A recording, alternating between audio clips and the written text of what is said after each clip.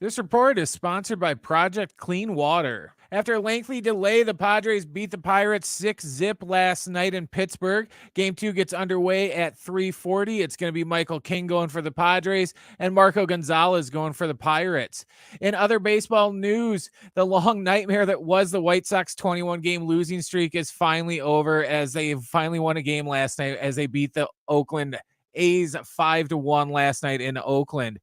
And in other baseball news, Bristol Motor Speedway is gearing up for Major League Baseball next season. The longtime NASCAR track will host a game between the Braves and the Reds next season on August 2nd.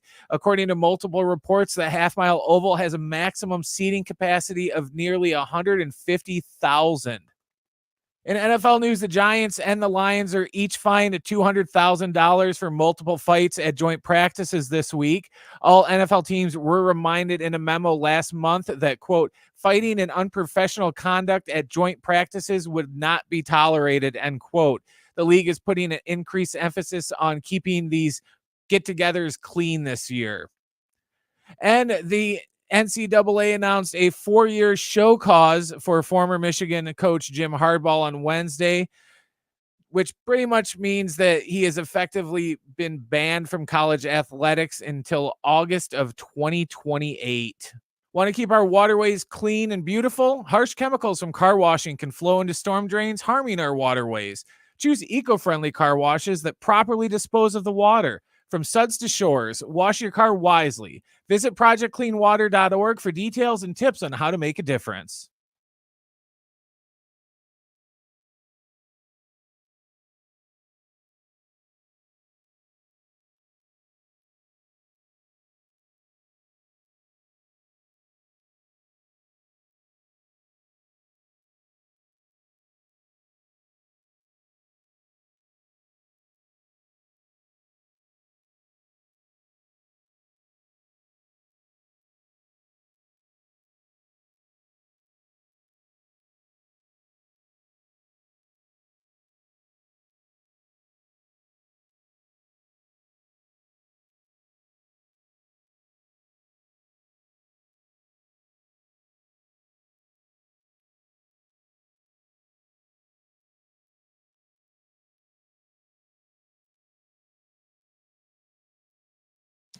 All right, San Diego and Southern California, what's going on? Hour one of Jon and Jim. Swiss Jim is still in Switzerland. He's on his way to Italy this weekend for a wedding. It's not exactly Swiss Beats, who, by the way, lives in San Diego. So you got Big fan of Swiss Beats. You got me. I am as well. You got me and you got J-Riff hanging out this afternoon for a second consecutive day. Jonathan will be with us for the next hour. He'll be back tomorrow as well from 3 to 4. Jim will be back next week. What do you got, Brent? Well, you call him Swiss Jim again. Yeah, Swiss Jim. I joked after the show to you that I might as well say it. We'll get somebody to do it. One of our listeners photoshopped Jim's head onto a thing of Swiss Miss hot cocoa. So then he can be Swiss Jim. Please, and we'll surprise him with it later. I love that. So if you're listening, if you're watching, at Jim Russell SD, tag him. He'll be back presumably at some point. Jonathan, appreciate you, man. I know you've been working all afternoon. The midday matchup, Big Rich, TD, and Fletch. I've heard the updates. Everything's sounding great. Thanks for doing it again. We talked about this yesterday. We said, oh, no, here's the rain. Worst case, Dylan Cease only goes an inning. It came true, but the Padres found a way to win last night, which is, something maybe they wouldn't have done a year ago.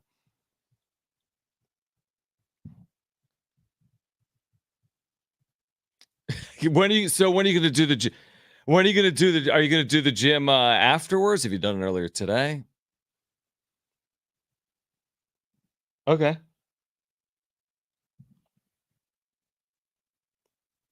Wow. I appreciate that, my friend.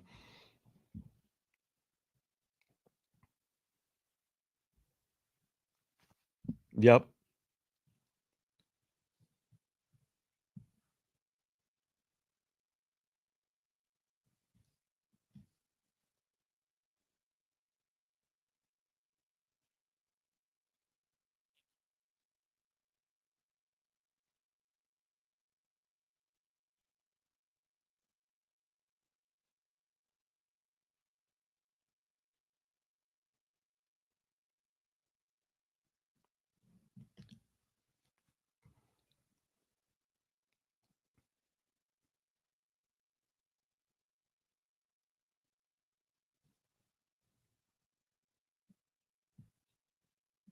Yeah, no, they absolutely did. Again, I hate to compare everything to 2023, but like your mind always does that. It's like, hey, my college football team last year did this and this year they did that. Like it's so easy to go back to last year. And I always want to separate the two teams. I'm like, this team is different, right? I honestly feel if this was a year ago and they deal with that rain delay and they lose their starting pitcher, they're cooked. It's like mentally they would have been out of the game. Last night, there would have been a million reasons not to win. You waited 2 hours and 40 minutes. The umpires made a mockery of the situation to start. The grounds crew made a mockery of the warning track with the puddling situation. The Padres had Dylan Cease for an inning. They needed to find 8 innings. Now, we said battle the bullpens. They're in good shape because they've got this great bullpen, and they find a way. Bullpen did its part, obviously, in a shutout. Padres, like they just do. I mean, every other day, it seems like they'll have a 4-run inning. They do it. Unsung heroes, Donovan Solano, and they win it 6-0. We'll see if they can bounce back now today. But, you look up, and obviously nothing's been decided, Jonathan, but you look at the wild card standings, and the Padres are in good shape. They're at the top of the National League in the wild card. You look at the NL West, they're as close as they've been in seemingly forever. It was about 6 weeks ago. We had Darnay Tripp on earlier this week, and he said, remember, 6 weeks ago, the Padres are 10 games out, and right now they've pulled to within 4. So nothing's been determined. Everything is still on the table. Arizona's been terrific, by the way. But, 12-3 since the All-Star break is the best record in the major leagues. You got Pittsburgh without Skeens. You got Miami without any of their players, basically, since the trade deadline. Let's just see if they can keep this thing going. Again, I thought last night would have been a wrench potentially, and they've proved people wrong once again as they continue on this path, hopefully, towards the postseason in 2024. Yeah, not to mention this is the first time they've been 10 games above 500 since May 2022. So I know you were looking at last season. I'm going even further back to try and analyze exactly how we should feel about where they are right now. It is interesting, though, when you sort of backtracking here to how would have this team handled it in 2023. What do you think the attribution is, right? Is it that everybody's just happier together? So sticking out a 2+ hour rain delays or field delay or whatever you want to call it. Is this a better energy for each individual player to stick it out than last year where it felt like they didn't really want to be around each other or even want to be on a baseball field to begin with? Honestly, I think it's even like simpler than that. This is a common, sometimes I feel like we make it more difficult than it is. You either believe or you don't at some point. You either buy in or you don't. And there was something that happened over the course of last year. Not to say they never bought in, not to say they were never capable, not to say it was not possible. I think there were moments in there they could have navigated their way down a different path. But this team clearly, when presented with that difficult path or adversity, always gets up off the proverbial mat because they've had 4 or 5 game losing streaks. The other teams in baseball to do that all suck. And then you have the Padres, and the Padres are 10 games over 500. I just think it's kind of like allowing a team to hang around in a college football game. Like if Oregon opens, I'm making this up, right? Your alma mater. If they open with, name the school, Boise State, actually, right? In the first or second week. If they open with Boise State and they take a 21-0 lead early, they've taken all hope away from the Broncos. If they let Boise State hang around, it's 21-14 and Boise's got the ball midway through the third quarter. All of a sudden, Boise's got all the things they need to do, the undoable, so to speak. That's how I feel about the Padres. Like, if someone would have put them in a spot where they were 6-8 games out at some point, then maybe this wouldn't have been possible. 6 or 8 games out of a playoff spot. They've been as many as 10 games out in the division, but like they've hung around. They've never gotten too far under 500. And now clearly they firmly believe. Jim always says they're pulling on the same side of the rope. He actually says they're pulling on the same rope, which makes no sense because they could be pulling in different directions. But I just feel like we're at the point of the season where they believe, and a team that believes is a dangerous team. And that's who the San Diego Padres are right now. Yeah, it doesn't feel like they're playing tug of war with themselves right now. Right, and exactly. I guess, right, like you could make that analogy in the past because they would get in their own way, but they're not doing that right now. They're finding ways to overcome. And that feeling of togetherness, I think you laid it out so well right there. Like, it isn't as deep as we want to make it out to believe. And I think as fans, especially of the game of baseball, it's really easy to overanalyze every situation and take every nuance, as it comes at face value. And really, it's just like, you know what? This team is bought in. They made some moves at the trade deadline that they feel are beneficial, that have come to fruition as soon as last night or as recent as last night. And like there's a proper sample size and more empirical evidence that suggests that this team can be and is successful. So there's no reason for any single player on that team to feel otherwise. And they're playing like that. They are playing like that. And I will say this, because every single time here over the last month plus, where we always used to say 1 step forward, 2 steps back, right? Or 1 and 1. Said a lot with the Padres since the postseason in 2022, even the second half of 2022 before the postseason. But now it's 2 steps forward, 1 step back, arguably 2 steps forward and no steps back. The funny thing, and it's not that funny for a Padres fan, is that these other teams have played decently well that you're competing with. And then, all we do is talk about Padres, Dodgers, right? It's all people want to do. I'm guilty. Guilty as charged. Truthfully, as much as we're talking about the Dodgers, we should be talking about the Arizona Diamondbacks, who are playing 2 games today. They've already won 1. They're leading game 2. The adage is it's tough to sweep a doubleheader, but they're trying to do that today against the Cleveland Guardians. So it's like none of this is easy. I guess it's not supposed to be. No matter how they get in, maybe they win the division. That's not going to be easy. Maybe they're the top wild card. That's not going to be easy. Like, none of it's been easy. I'd say it's been enjoyable over the last 35 plus games, where they're, I think, 23-12 in their last 35. I mean, they've really played incredibly well. What's interesting to me, Jay, if you think that when you play really well, eventually you're going to run away from people. And for whatever reason, like, the math isn't making sense to me. They keep winning, but it doesn't seem like they're creating any separation. Right. And it feels like we're getting lost in the success, right? The little bubble that we operate in. And we should be excited, and we should be celebrating this team and the success that they're having and the feelings that it's creating within us.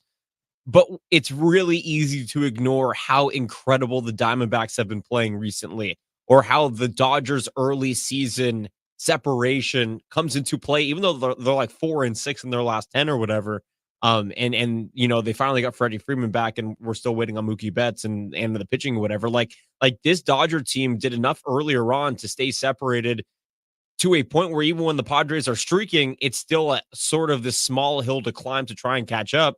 And then now you're being pushed by the Diamondbacks. And I'm not saying that the Giants are in it by any stretch, but the Giants are sort of creeping in there. Like, they're trying to make sure that we don't forget about them, but I'll put them aside for now. So I know it's really annoying when you look at the standings and you're like, wow, this team has been playing great. And then you see the Diamondbacks are tied for the top wild card spot with them, with one more game up on them if they do complete the sweep or the doubleheader against the Guardians. So, I think it's important to celebrate and be excited while also having an understanding of what the complete picture is, which means this team could very easily finish in 3rd in the division, as they can 2nd in the division.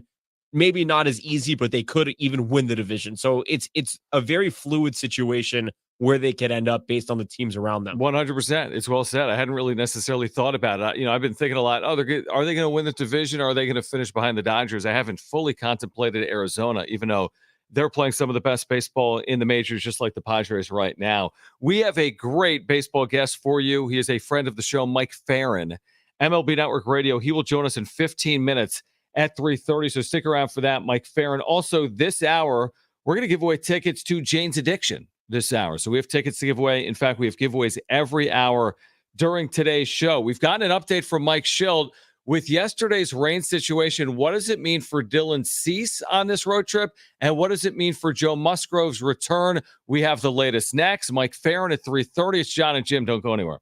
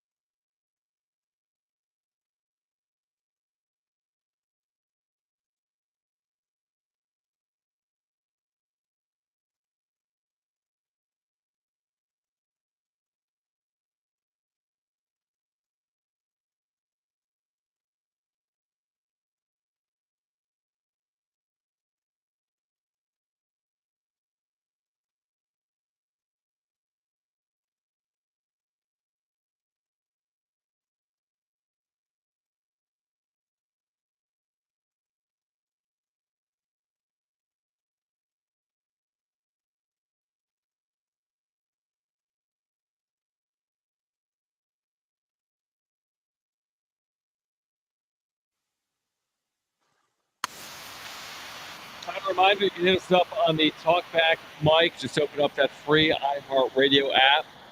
Click on San Diego Sports 760. Tap on the microphone. You can leave a 30-second talkback. We can play those coming up later on during today's show. Also, text us 70470.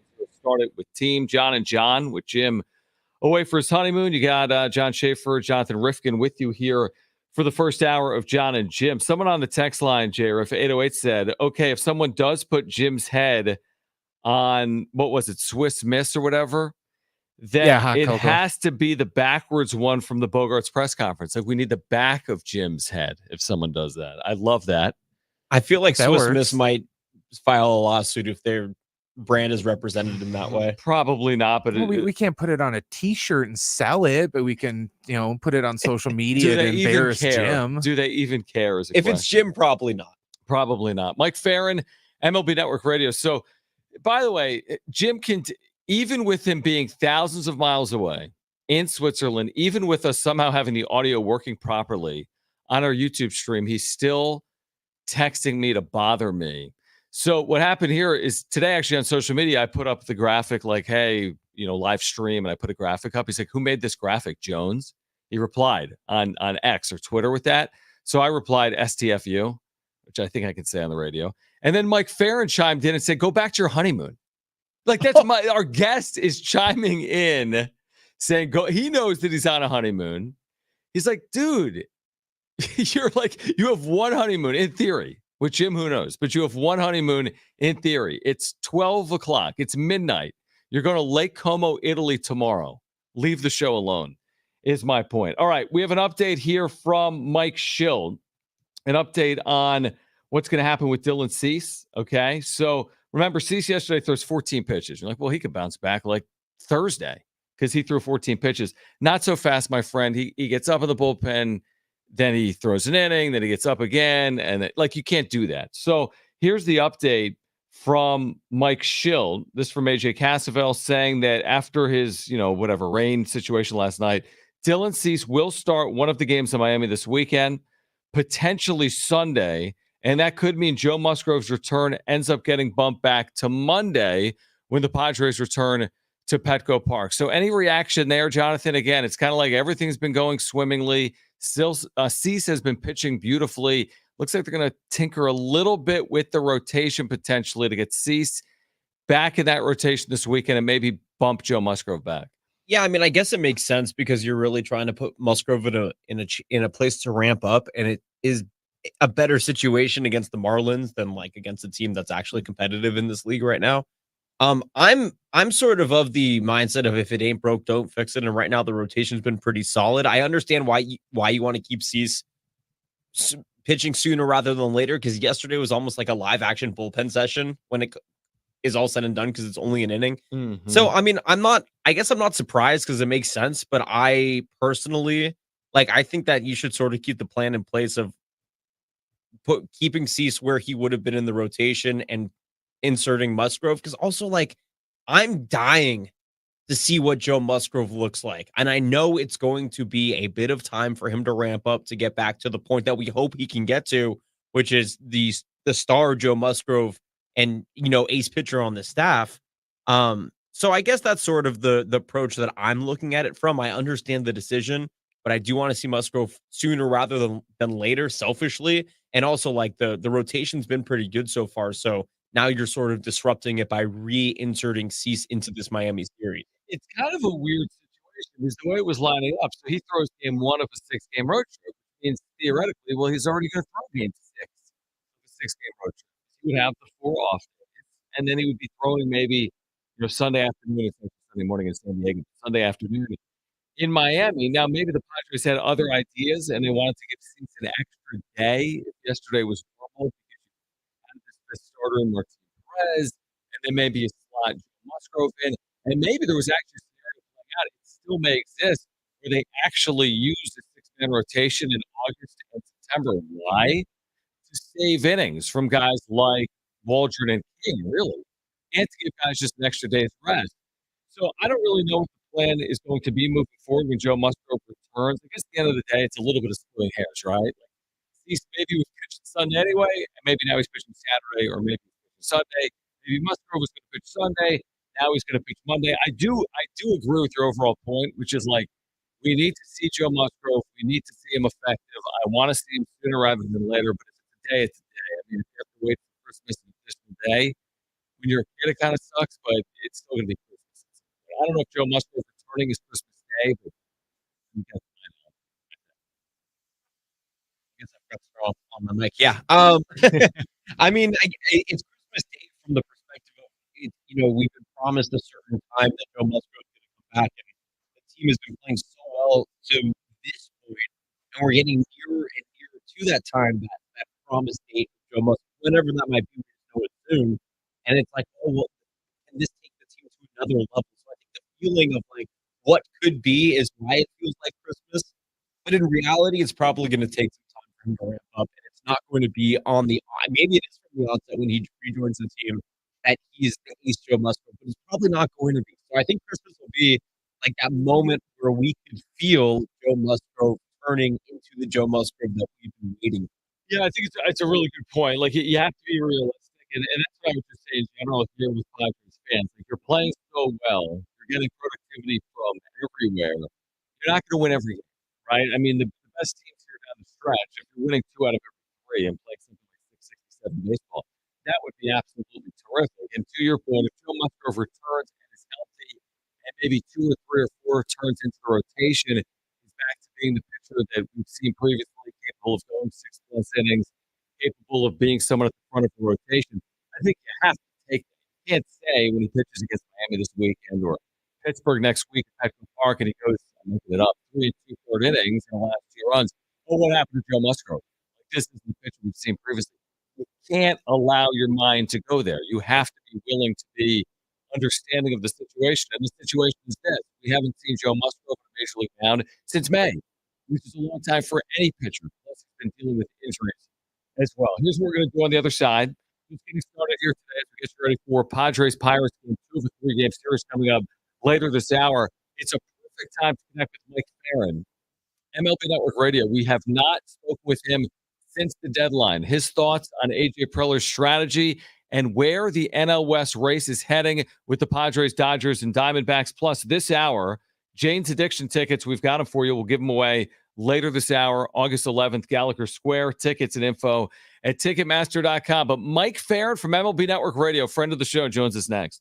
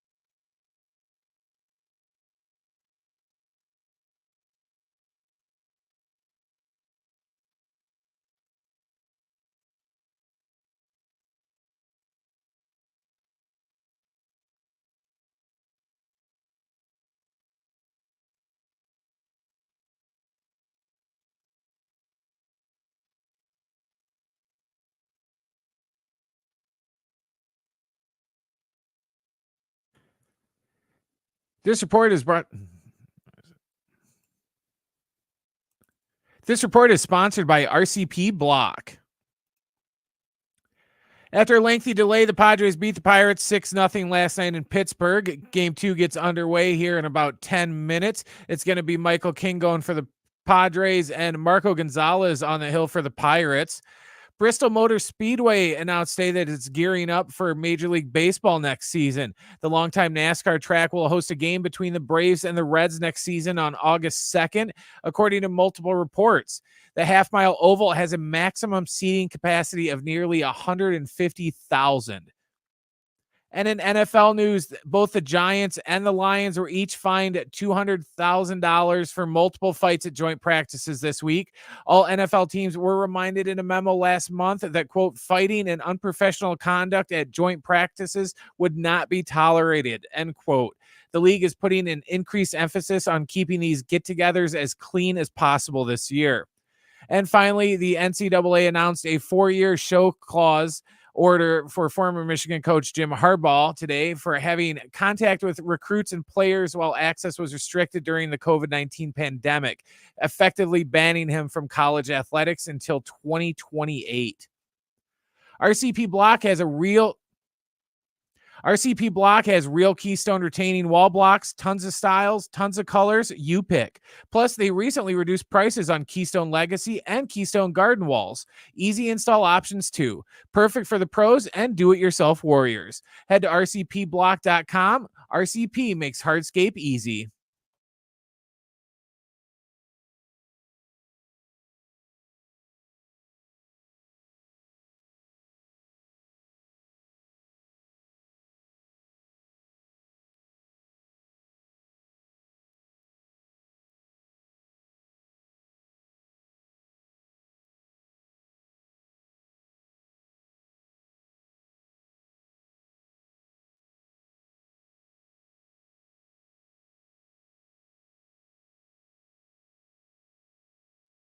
This report is sponsored by RCP Block. After a lengthy delay, the Padres beat the Pirates 6-0 last night in Pittsburgh. Game 2 gets underway here in about 10 minutes. It's going to be Michael King going for the Padres and Marco Gonzalez on the hill for the Pirates. Bristol Motor Speedway announced today that it's gearing up for Major League Baseball next season. The longtime NASCAR track will host a game between the Braves and the Reds next season on August 2nd, according to multiple reports. The half-mile oval has a maximum seating capacity of nearly 150,000. And in NFL news, both the Giants and the Lions were each fined $200,000 for multiple fights at joint practices this week. All NFL teams were reminded in a memo last month that, quote, fighting and unprofessional conduct at joint practices would not be tolerated, end quote. The league is putting an increased emphasis on keeping these get-togethers as clean as possible this year. And finally, the NCAA announced a 4-year show clause order for former Michigan coach Jim Harbaugh today for having contact with recruits and players while access was restricted during the COVID-19 pandemic, effectively banning him from college athletics until 2028. RCP Block has real Keystone retaining wall blocks, tons of styles, tons of colors, you pick. Plus, they recently reduced prices on Keystone Legacy and Keystone Garden walls. Easy install options too. Perfect for the pros and do-it-yourself warriors. Head to rcpblock.com. RCP makes hardscape easy.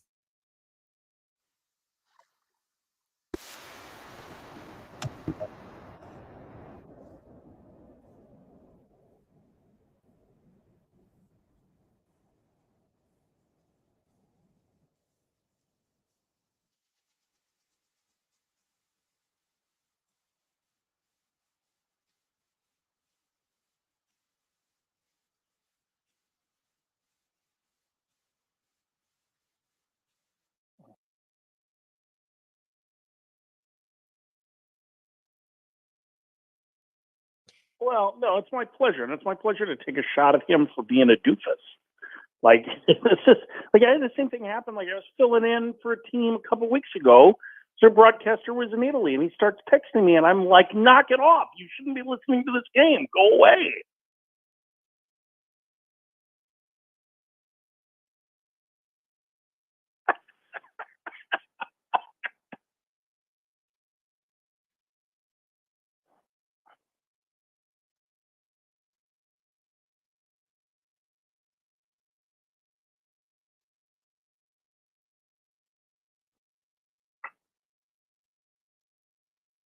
Yeah, I mean, I think it's a good pivot, right? If you can't get the starting pitching you want, and they did get a starter in Martin Perez. I know he hasn't thrown the ball all that well this year, but he's a guy that AJ Preller has history with. I mean, he helped sign him back in Texas. So I thought they did really well. I mean, they got, one of the top two left-handers that was on the trade market. Tanner Scott was an all-star this year, and AJ Puck probably has better overall stuff, but Scott is really, really good. His biggest bugaboo is walks, but he's got to slot into a spot where he's maybe the fourth or fifth best reliever in the Padres pen. And Jason Adam is just flat nasty. I mean, he was one of the best relievers that got moved. So if there's not a good starter there to acquire, then, acquire a deeper bullpen. And, your goal is to get to October and then win. And this helps them shorten the games there. And it will help them down the stretch here. And I think the fact that they're, the rain is kind of pretty tricky, I know, this weekend, but it sounds like East is going to go on Sunday maybe. And then Musgrove could be back Monday. Fine. You're just adding a starter back into the mix. You really need to pitch well down the stretch. So I think it was a good move. I like what they did. I think it might shield a lot of options. And I think that they're going to be in a pretty good position to be one of these playoff teams on their stage. Oh, sorry. I thought my mic was turned off. I don't know what's going on. I apologize about that. Not a good introduction for myself to you, Mike Ferrin. I apologize. But I can. Jim does that all the time. Clearly Jim's fault. So, yeah. If you were going to ask yourself a question, what would it be? Really good. That would be my response. I think when we get to Pete's back, it'll be really good. No. Yeah, I mean, I think you're probably asking a little bit about whether there are in the playoffs. Was I close? Yeah, I was going to ask sort of the NL West right now with the Dodgers where they are and how the Diamondbacks have been playing. They're getting healthy again, and how the Padres are stacking up with those. Yeah, I mean, I think the Dodgers, they're getting healthier too, right? That's what we got next week. They finally got good news on Max Muncy. He's trending in the right direction. They had a pretty significant injury last night, losing Bruce Argrado. He had all year until last night. Suffered a grade 3 strain care. And is likely out for the remaining post. So, they got a little because they had they trying enough the IL to actually grow at all. So they're getting healthier. I don't think that they're quite as deep a got team as they have been. And that certainly is going to be the lineup, but I don't think it's that healthy. It's going to make a difference. Arizona's really good. I mean, you guys and early in the season, their biggest issue was their stuff didn't have the center fielder, and then they started getting pitchers as well.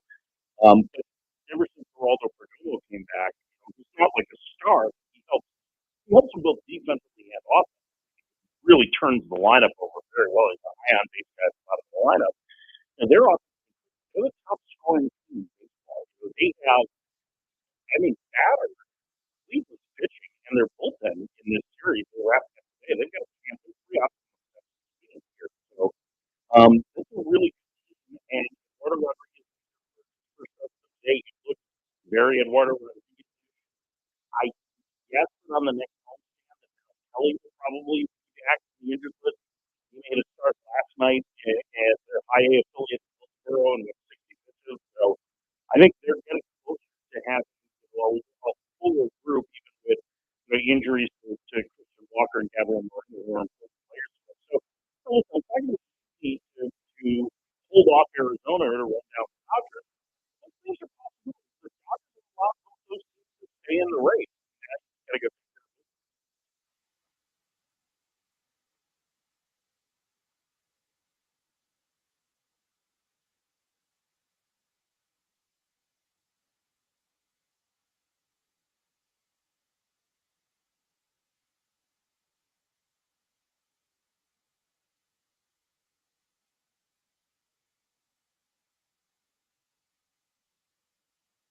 Yeah, I mean, I think the Phillies still are, just because everybody's going to go through a 20-game stretch like this or similar to this over the course of the season. So I'm really not worried about the Phillies. I think they're pretty good and they're a pretty complete team. But I think this team, the last few years, that just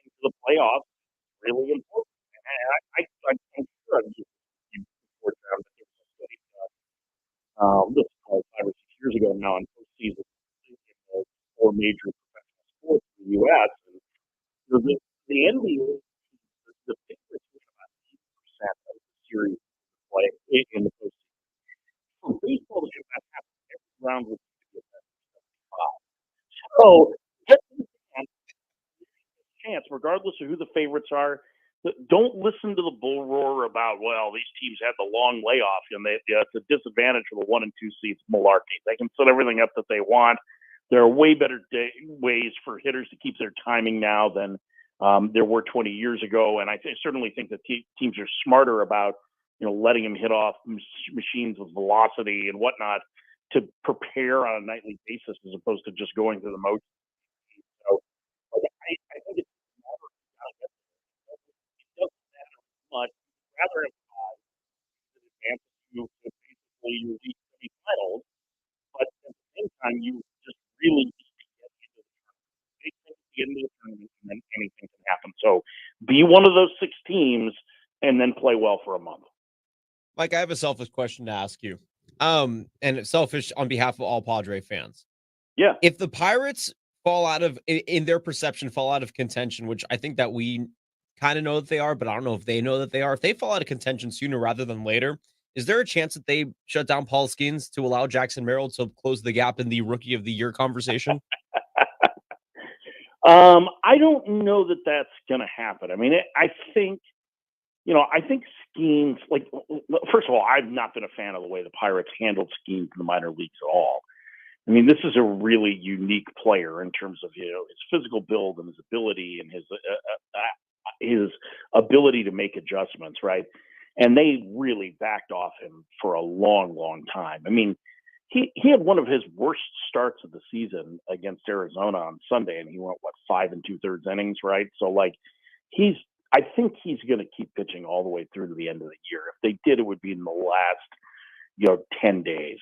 But I would not count on Paul Skeens being shut down. I think it's important for them to continue to build innings with him too, because I agree with you that they're kind of on the fringes of contention, right? And they are probably fading right now. And, both them and the Cardinals seem like they're coming back to the pack. And I wouldn't be surprised actually if the Cubs and the Reds ended up passing both those teams in the Central at some point. I think that those teams are, at least by run differential, have been better this year.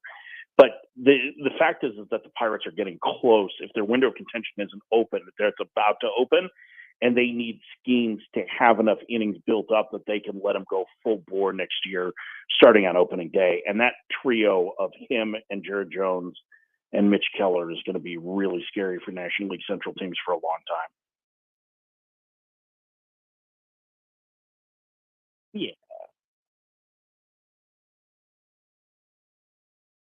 Yeah, I mean, if he puts up a 7 ERA over the next 2 months, he won't. But I think if all things stay the same, I think the odds are overwhelming that he ends up winning it. I mean, he's been absolutely dominant. I mean, there hasn't been a buzz on a rookie pitcher quite like this since, at least Strasburg.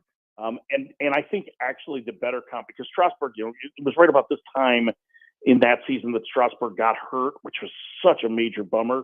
But Mark Pryor is the other name that I would throw on it, right?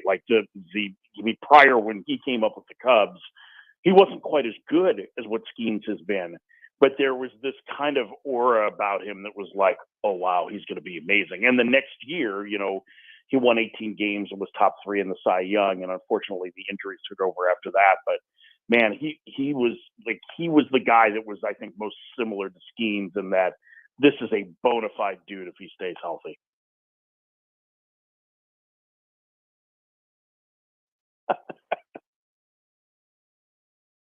Yeah.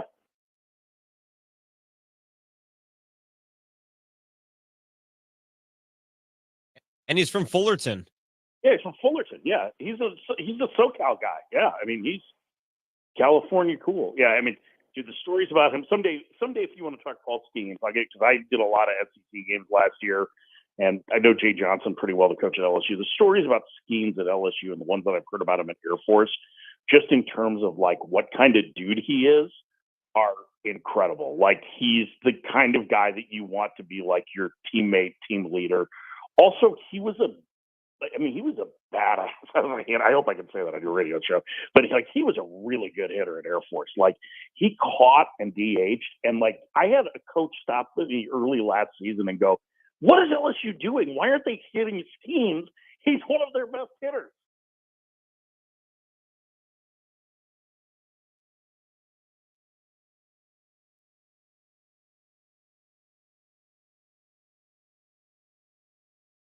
Yeah, no problem, guys. Happy to do it, and I really prefer when John's on instead of Jim. So Me too. let me know.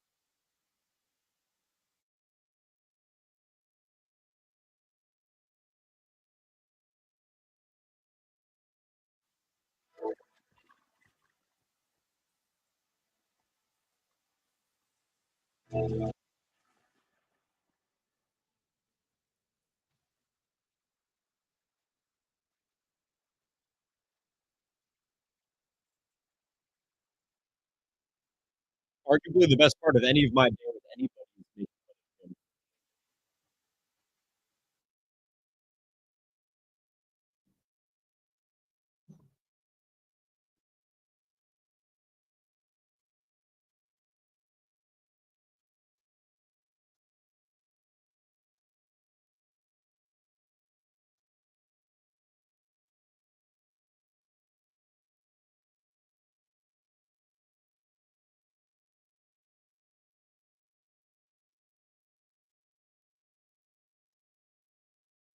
They're about to though, right?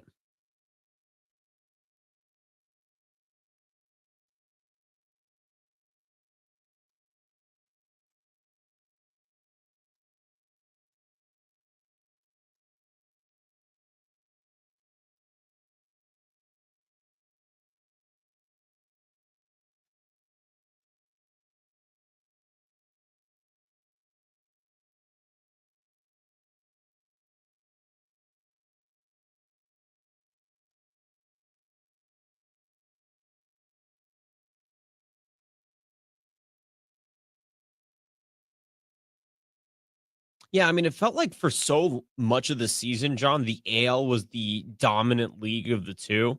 And now it sort of just feels like the AL is top heavy and the NL has a little bit more parity, right? Like the NL has I mean, you put the Padres in the AL West and they're sitting 5 games in first place. So, it's sort of number one, it's a byproduct of and as Mike said, an incredibly competitive NL West.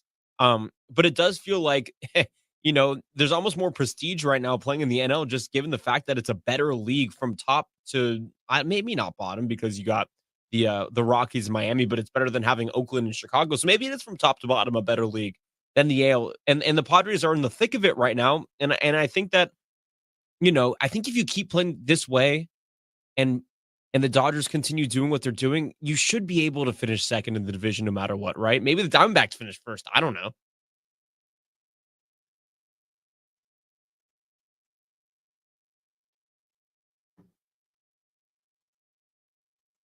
Right.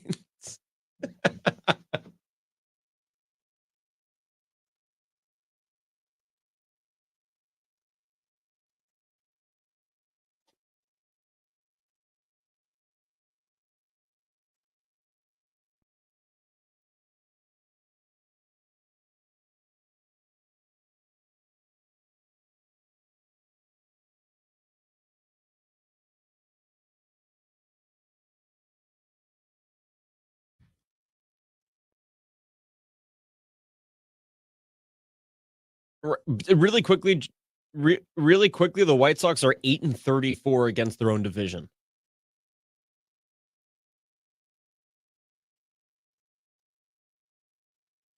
Yep.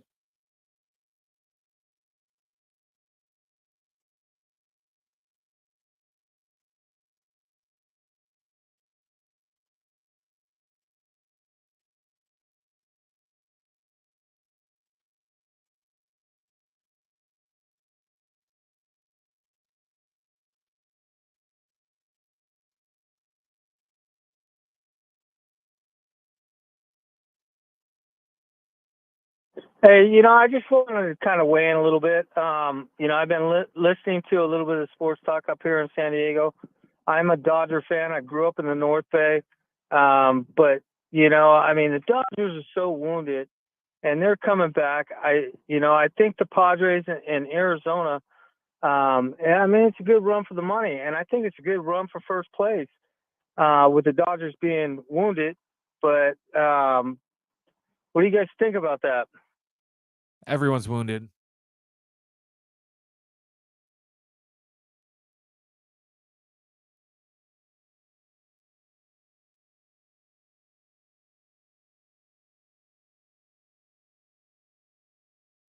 Mhm.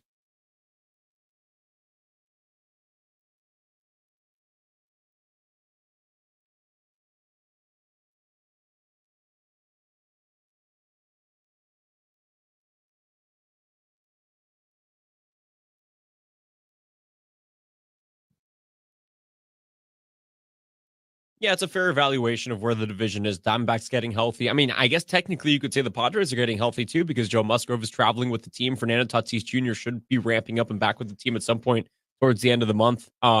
So the Dodgers also need to get so all three of these teams sort of have had similar health situations and been without certain players that are huge contributors. And now they're all finding ways to piece it together and get to a point where they're all coming back to be competitive.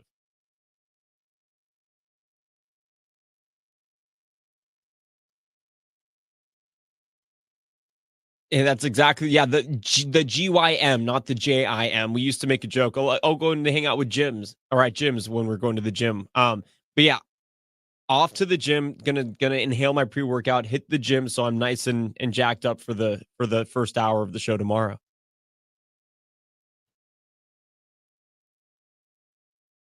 I'm pumped, by the way, for that. That's going to be a great day.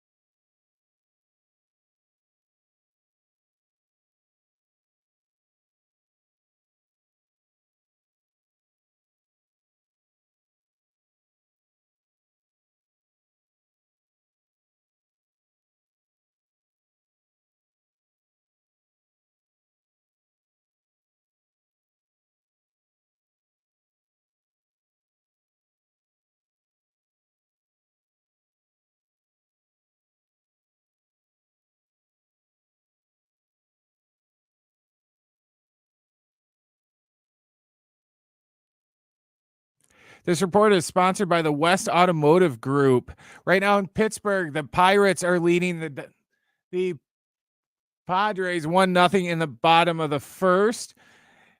In other Major League Baseball news, Bristol Motor Speedway is gearing up for a game next season. The longtime NASCAR track will host a game between the Braves and the Reds on August 2nd, according to multiple reports. The half-mile oval track has a maximum seating capacity of nearly 150,000 people.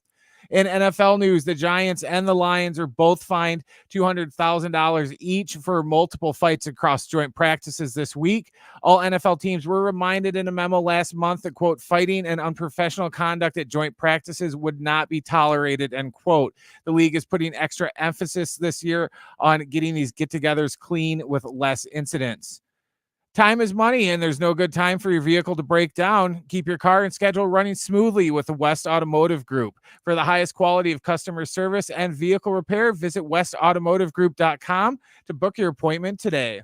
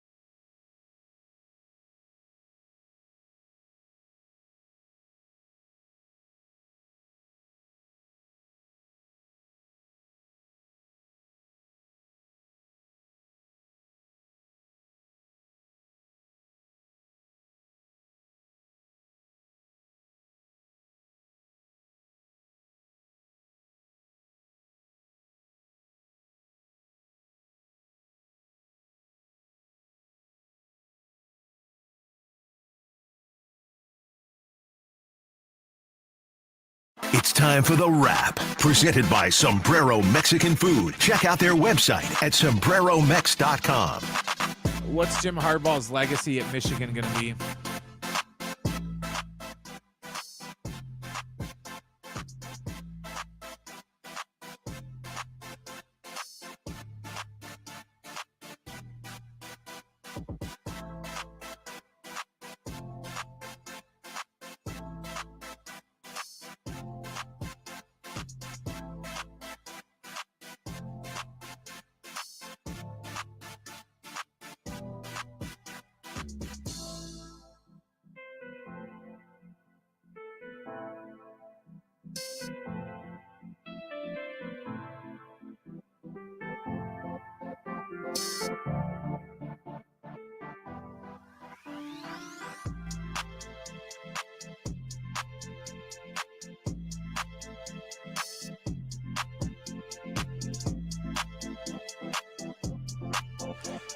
I don't think it's going to have any issue with what's going on because, at the end of the day, do people bring up Spygate with Belichick right away, or is it just all the Super Bowls that he won? Well, I was going to say Urban Meyer. To a lesser degree, Urban Meyer knew that, hell was coming to Florida and he got out of there. And, he did the same thing in Ohio State too. So, but, nobody's going to go, oh, well, Urban Meyer's legacy is, when he knew sanctions were coming, he got the hell out of town. So I think that, the hardball haters will stick to this, but, everyone else, I think they'll just forget it and just be like, remember that he won the national championship. And that's it. Do you think Serbia has a puncher's chance against the USA tomorrow? In overtime? Yeah, I thought they went through. Yeah, I thought so.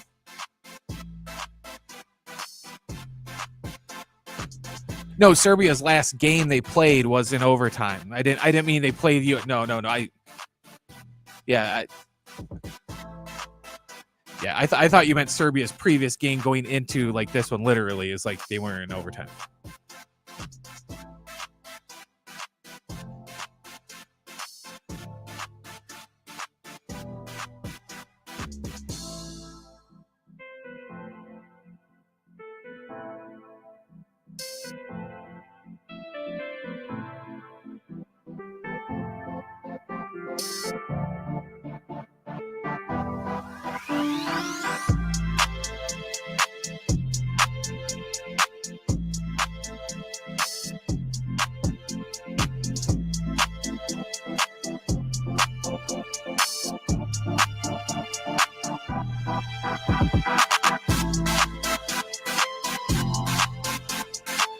San Diego State will host Gonzaga next season at Viejas Arena. Do you consider that series to be a rivalry?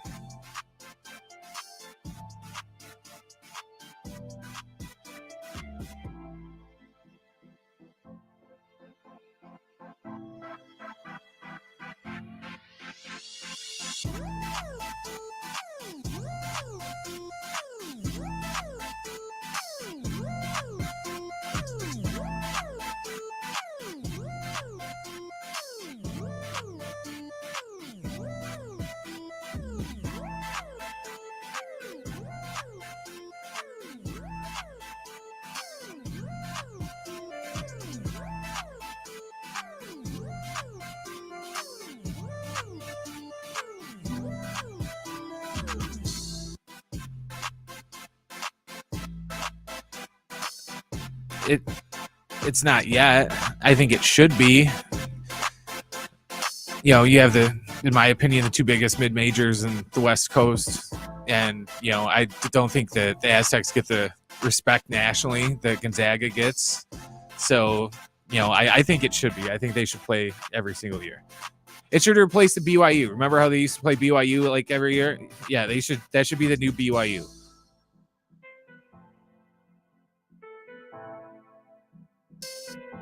Yeah, Dutch will play anyone. Which Padres player is the most important for the team down the stretch?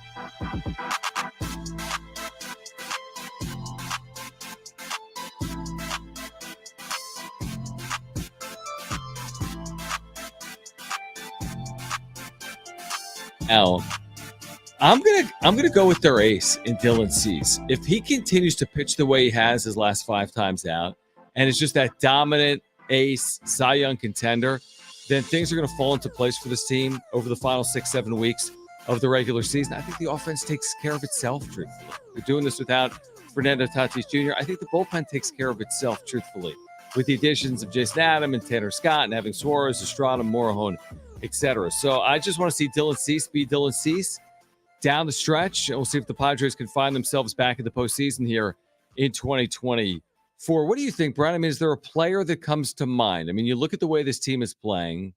12-3 in their last 15. Yes. Who comes to mind for you? It's a player that's not there right now. Toddy? Yes. Yeah, I could go for that. You know, it almost seems like this is our third straight year to where we're like, just wait until Fernando gets back. He's going to be that shot in the arm that the team needs. And, the 1 year he didn't come back because of the ringworm stuff. And then, I just feel like it's him just because, opposed to like Musgrove, because, Joe's only going to pitch every 7 days. So I'd rather have, I'd say Tatis because he's going to be in there every single day. No doubt. No, I mean, here's the one thing on Tatis. When he's in there, he's an MVP candidate and an all-star caliber player. But on the other hand, and again, this means nothing. This would be like judging Trout or Ohtani based on win-loss, as if they have anything to do with it. Like, I would love to see Tatis's career, quote-unquote, win-loss when active. Because he missed 2022, they win 89 games. He's missed the last 35 games, they're 23-12. But he's also been on like 2019 under 500, right? 2021 under 500, 2023 disappointing. Now, he was a big part of 2020, but we don't really give anyone a lot of credit. We always like downplay 2020, which I think is fine. It's not, but it wasn't Fernando Tatis Jr.'s fault that the season was short and there was a pandemic and he was awesome in 2020 and they were 14 games over 500. So again, I think it's more coincidental, but I will say I think a knock on Tatis is that they haven't necessarily, quote unquote, needed him to win. And for whatever that's worth, I don't think it's fair, but I think people say for me, no, I agree with that. But to my point, you're right. They haven't needed him to win. So just imagine how well they'll play when they have him. To where right. I'm looking at it as, say right now they're playing at a 7. When he comes back, they can still play at a 7, but maybe they'll jump up to an 8 or a 9 from the 7. Yeah, like it makes you click on more cylinders. Like you're already clicking on a lot it's like a car now. You can have a fast car. Tatis is that can of nitrous that you're going to put in the car that's going to make it go a little bit faster down the stretch to win the race. Yeah, I think it's well said. All right, we can react to that. Who do you think is the most important Padre for the final 2 months of the season? 70470. You can start your message with the word team. We're going to give away tickets to see Slightly Stupid at the North Island Credit Union Amphitheater August 24th this hour. Coming up next, the very latest on Brandon Aiyuk's future. Is it in the Bay or not? The latest on Aiyuk. We're with you until 6 p.m. Stay with us on Jon and Jim. And as we always do at this time, we remind you about iHeartRadio as the exclusive audio home of NBC's coverage of the 2024 Paris Olympics. And this NBC Olympic Report is brought to you by Islands Restaurants, your local paradise.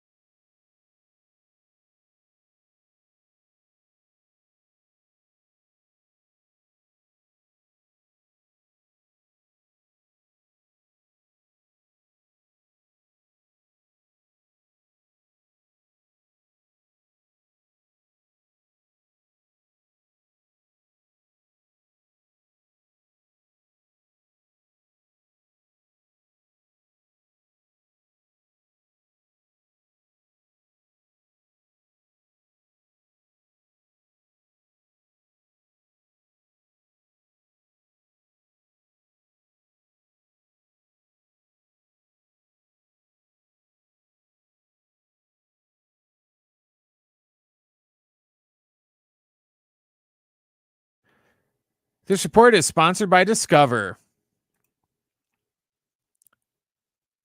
Bristol Motor Speedway is gearing up for Major League Baseball action next season. The longtime NASCAR track will host a game between the Braves and the Reds next year on August 2nd, according to multiple reports. The half-mile oval track has a maximum seating capacity of nearly 150,000 people. In NFL news, both the Lions and the Giants were fined $200,000 each for multiple fights at joint practices this week. All NFL teams were reminded in a memo last month that, quote, fighting and unprofessional conduct at joint practices would not be tolerated, end quote. The league is putting increased emphasis this year on keeping these get-togethers clean.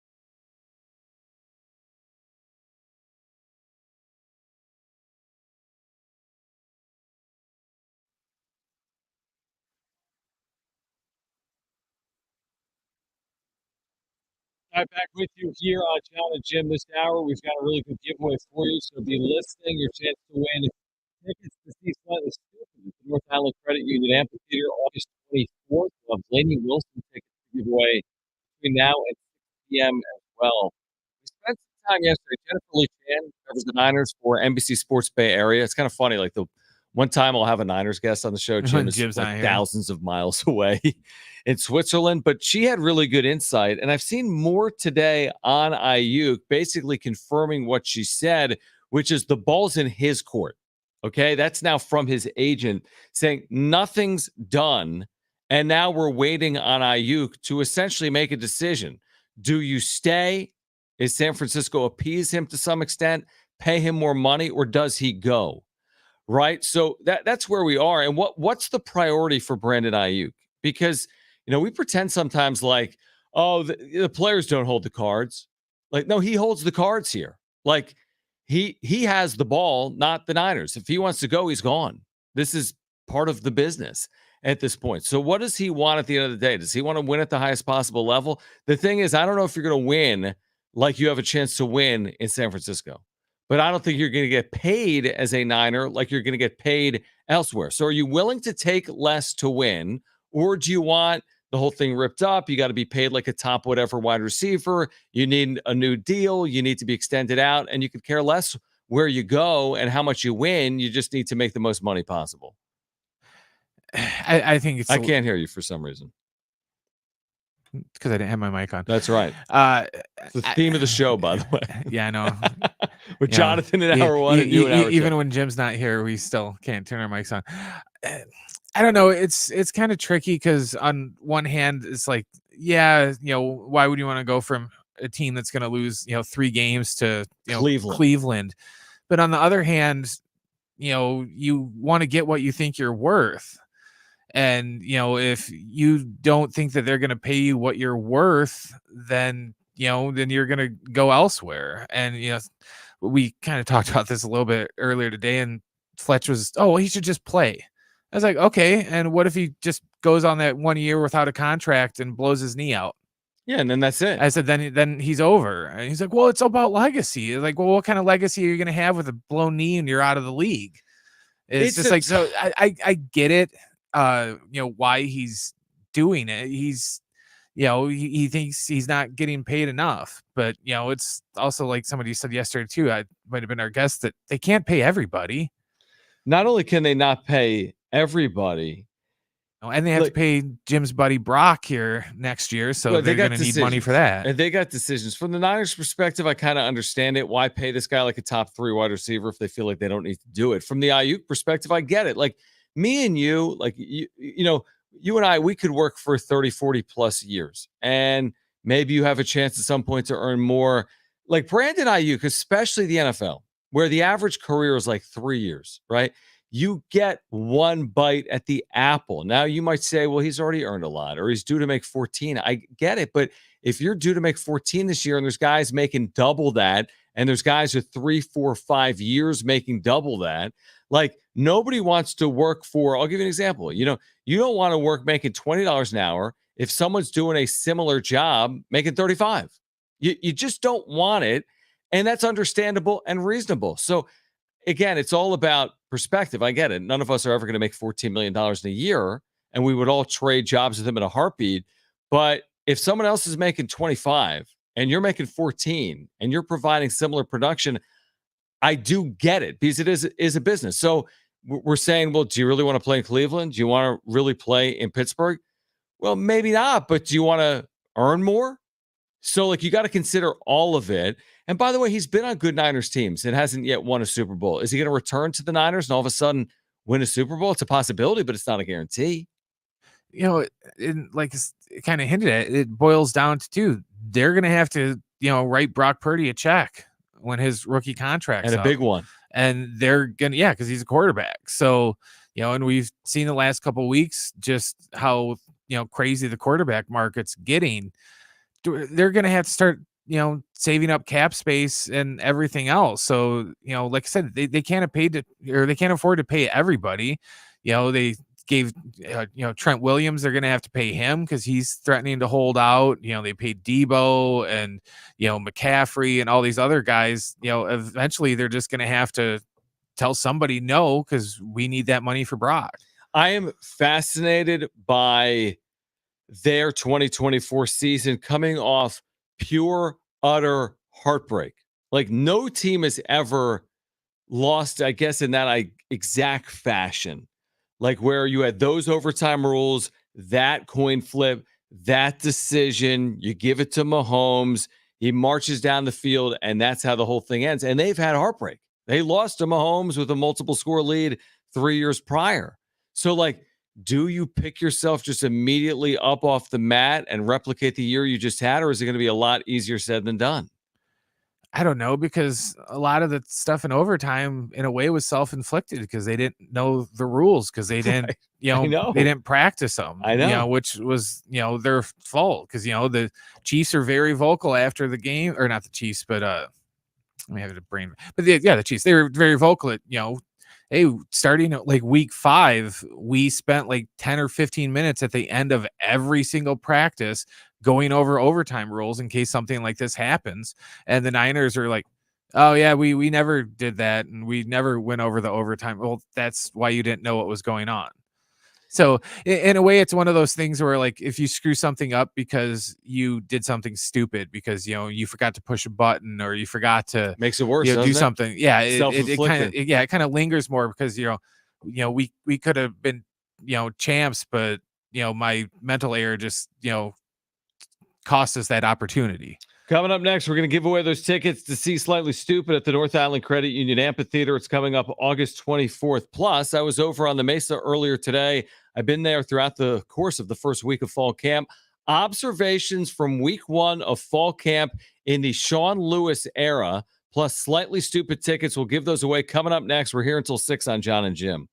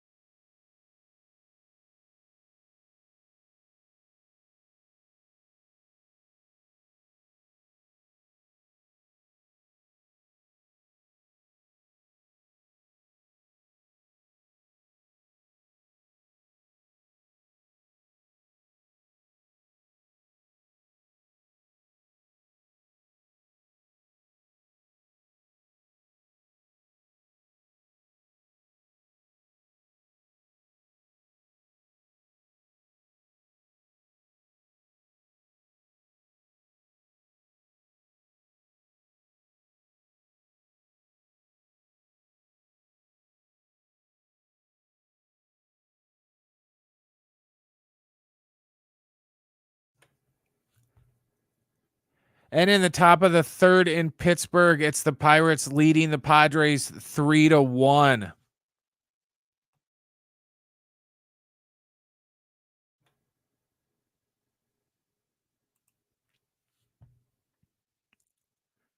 Time with family, laughs with friends, and cash back? Discover's got you covered on that last one. That's because Discover doubles all the cash back you've earned on your credit card at the end of your first year with cashback match. See terms at discover.com/credit card.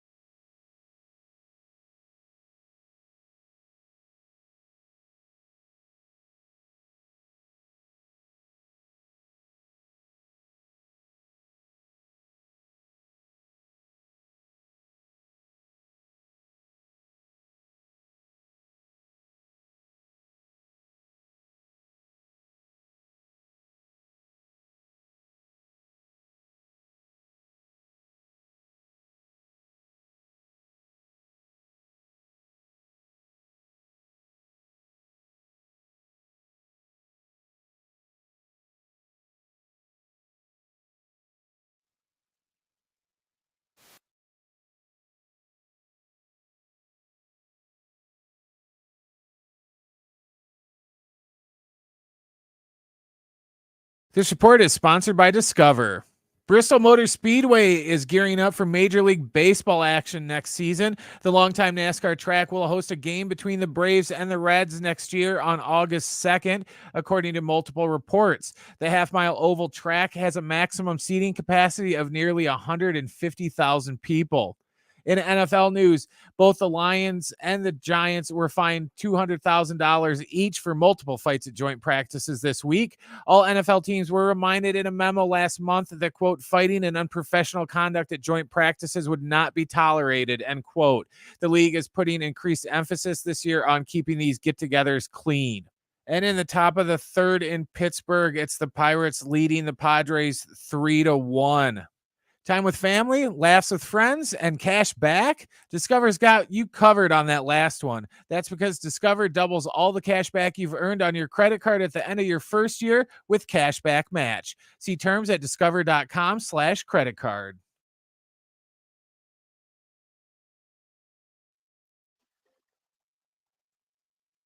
Hit us up on the Talkback mic. Just open the free iHeartRadio app. Listen to San Diego Sports 760. Tap that little microphone icon next to the play button.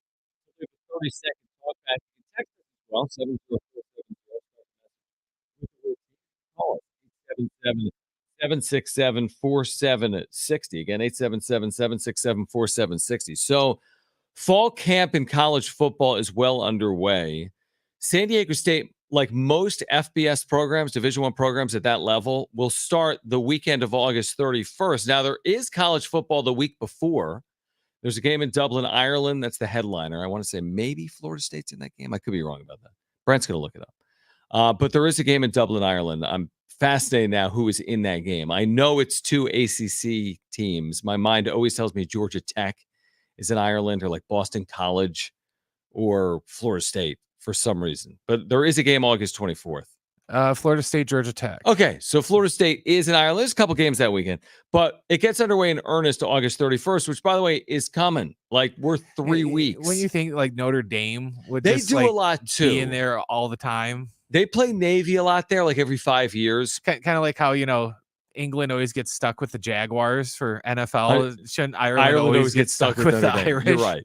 But, Boston College and, for whatever reason, the ACC has been playing games over there as well. The point is this, and we're broadcasting from San Diego State's Fan Fest at Snapdragon Stadium. That event starts at 5 o'clock on Saturday. We'll be outside broadcasting live for 2 hours on Saturday from 3 to 5. We'll hear from Sean Lewis live. J.D. Wicker, San Diego State's athletic director, I believe, is scheduled to join us as well on Saturday. This is coming at a rapid speed. We're just over 3 weeks away. You can hear every Aztec football game right here on San Diego Sports 760. I can't wait for it. I'll be on the call with Rich Orenberger. You'll hear a lot of Brent. You'll hear Ben Fletcher and more coming up this fall. And I've been out there a lot over the first week of camp, taking in some periods of practice, talking to some players and coaches after the practices as well. And it really does feel like the sky is the limit, so to speak. I guess that's how it is when you start a season, right? But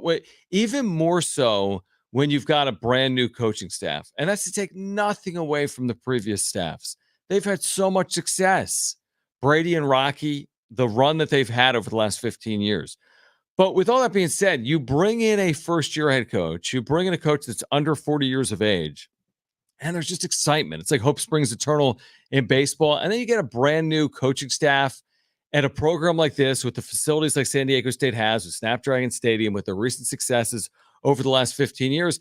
And it allows you to have your mind just wander, like what is possible with this group. And there's so much still to be determined. Who's going to quarterback this team? Is it the freshman Danny O'Neal? Is it the Florida State product? Speaking of Florida State, in AJ Duffy, is there an outsider that possibly wins the job? We've talked about some of the skill position players they've added. We've talked to Marquez Cooper. They'll switch from a 3-3-5 defensively to a 4-2-5. We talked to one of their safeties yesterday, in fact, in Dale Sean Staley. But it just feels exciting to me. That doesn't mean, like I say this sometimes with the Padres, like just because they're playing well doesn't mean I can guarantee they continue to play well or are going to make a run in the postseason. But in the here and now, it's exciting.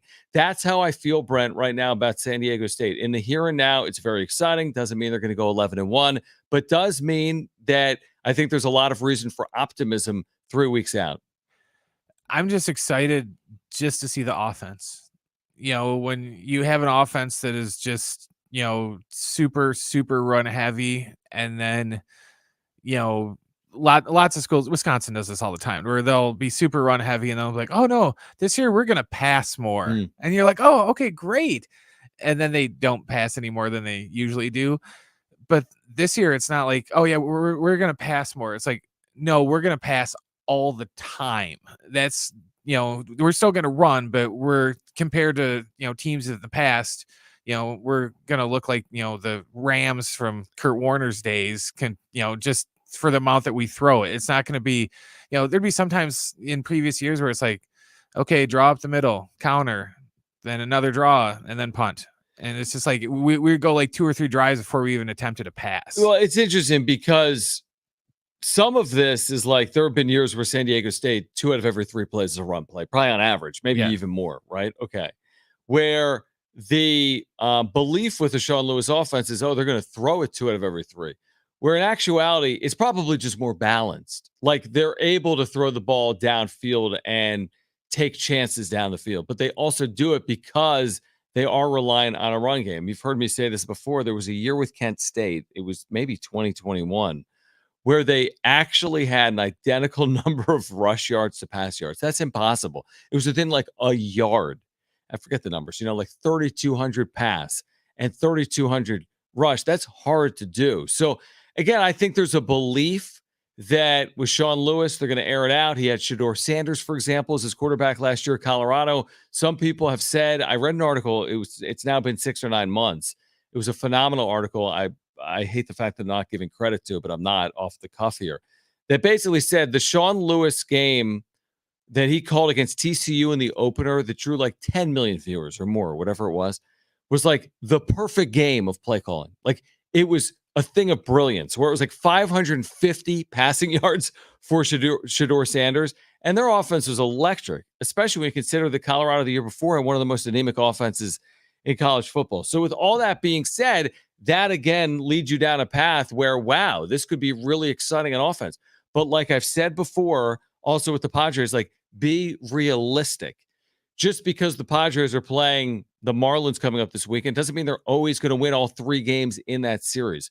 And just because the Aztecs have one of the best play callers in the nation, end of sentence, there's no but in there, doesn't mean their offense is going to be one of the best from day one.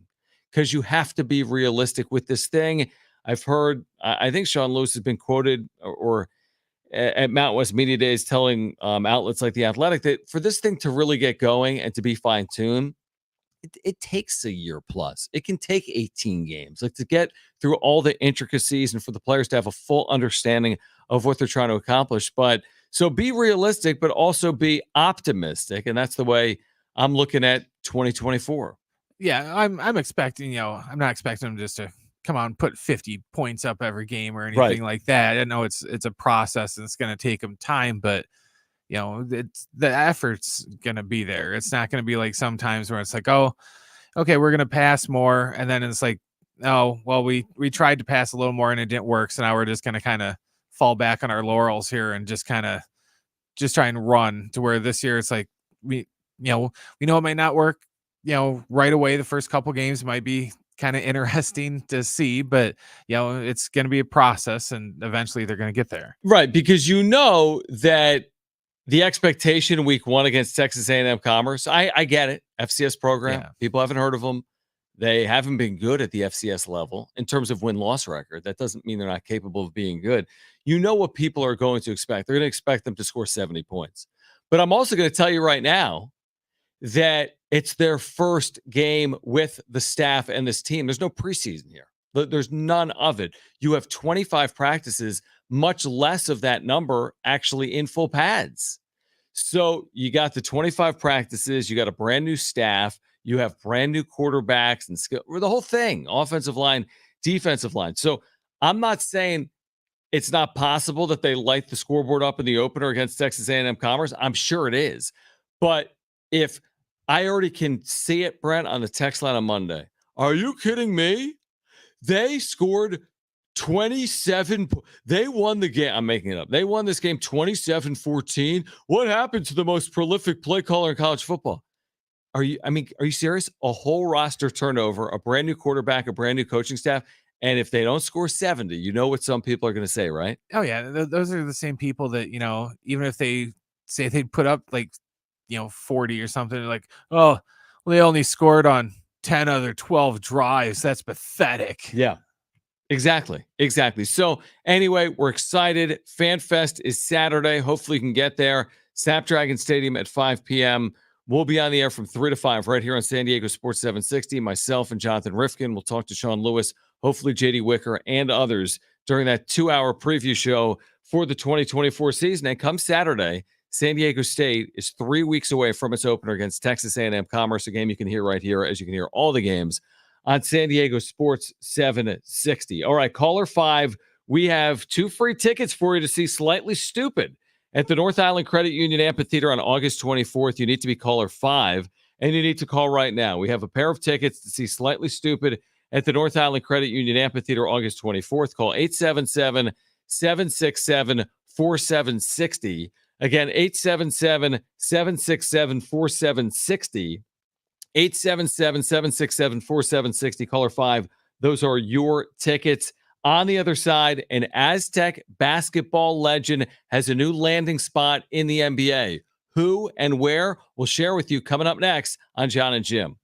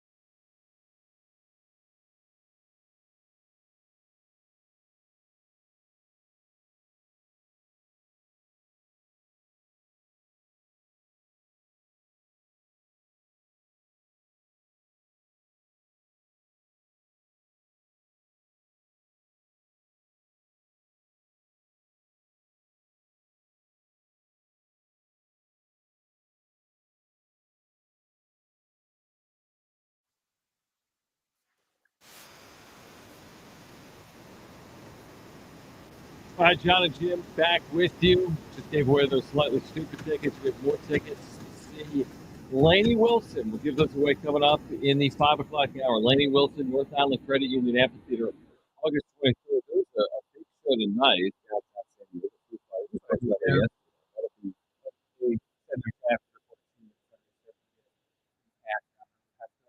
Yeah, it's basically You're heading down there. It's basically a Padres home game. I mean, 45,000 Padres, 45 wherever they can put in the field. The two fighters here tonight, giving away coming up at the 5 o'clock hour. I mentioned an Aztec legend finding an NBA home again. Malachi Flynn, who's one of the greats to never truly be on the stage that others have been on, and by no fault of his own. He didn't start the pandemic, and that 30-2 team will never know, as you've heard me talk about routinely over the years. But Malachi Flynn was a brilliant player on that team. He's had a very good NBA career. He was a free agent. He assigned a one-year deal with the San Antonio Spurs. Now, remember a year ago, he had a 50-point game in the NBA. That alone is incredible. He's landed with San Antonio on an NBA deal. Consider this as well. Currently, with an invitation to training camp, one of his teammates, Nathan Mensah, has an invitation to training camp with the Spurs. So you have Mensah, who played with Flynn, missed some of that year due to health, and now you have Flynn in San Antonio. We'll see. I mean, Malachi Flynn, again, San Antonio a year ago had one of the best young players in the league, and Victor Wembanyama. They didn't win. We'll see if they have some more success here in 24-25. Yeah, but now, he's going to get to play with Chris Paul, because remember, Chris Paul went to San Antonio, and, in a way, the same thing applies to, there's the joke going around when Paul signed a couple months ago with the Spurs that, he's going to average like 17 assists a game because he's just going to lob it up to Wemby the whole time. Mm-hmm. And, the same thing applies for Malachi, to where, he can just throw it up to Wemby all the time. And when they start, double teaming Wemby, they can just kick it out to Malachi for wide open threes. So, and he's, granted, I think he's kind of, I don't want to say he's quite phoning it in, but compared to like what he used to be, Pop's still a really good coach, even though sometimes I feel like he's not as motivated as he used to be, but he's still going to get to learn, from one of the greatest NBA coaches of all time. Well, it's a good point. And I would say this from the Flynn perspective, because Malachi Flynn is 26 years of age, right in the prime of his career. I just think he needs to be given that first full opportunity. No, nobody's saying he needs to play 30 plus minutes. Like, I get it. He's a role player, got to be available, come off the bench, score, distribute, right? But I'll give you an example. A year ago with Toronto, he was getting 15 minutes a game, scoring 5 points per game. All right.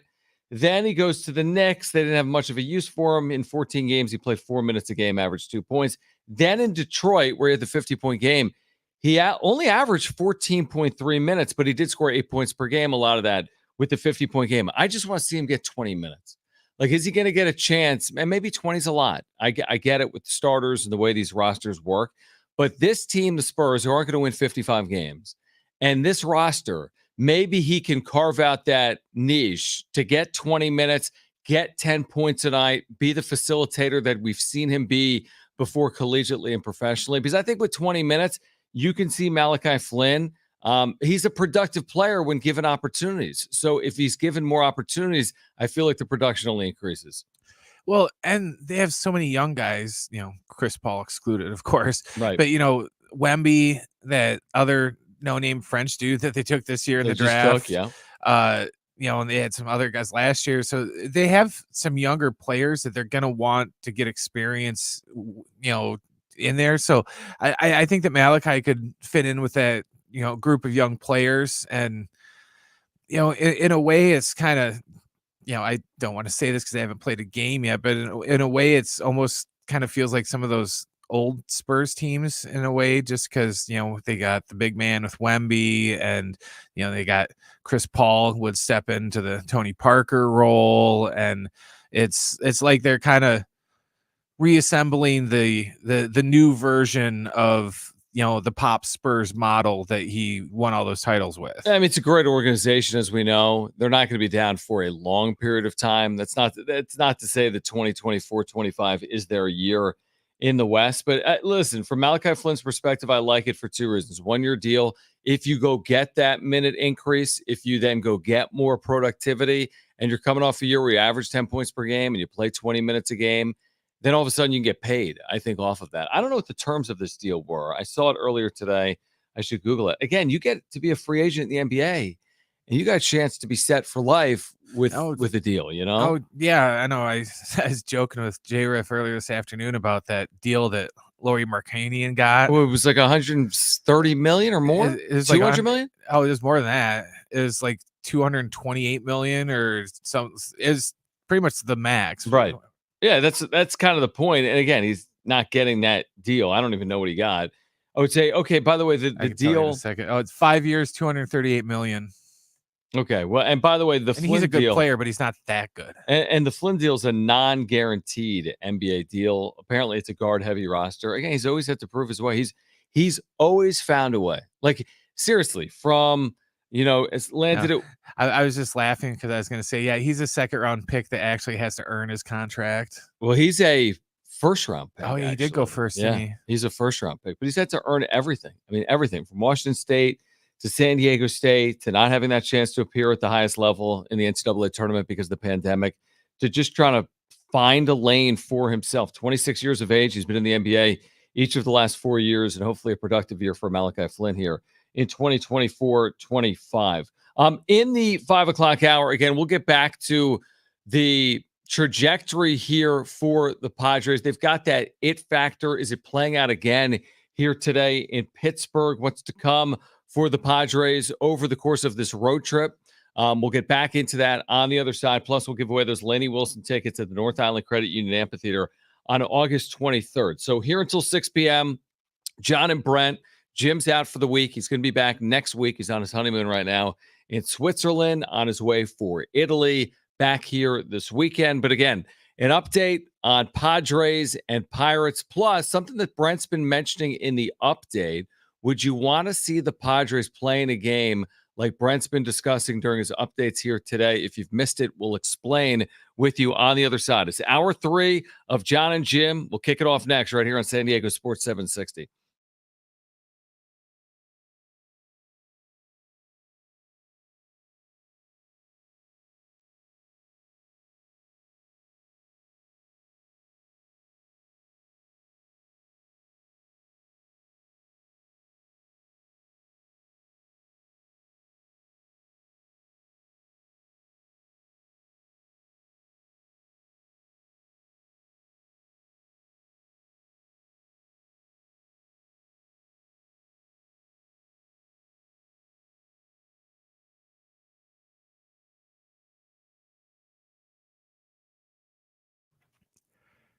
This report is sponsored by Caltrans.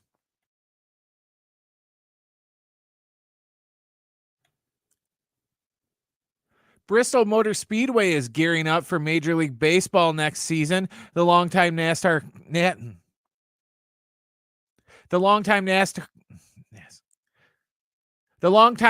track will host a game between the Braves and the Reds next season on August 2nd, according to multiple reports. The half-mile oval has a maximum seating capacity of nearly 150,000 people.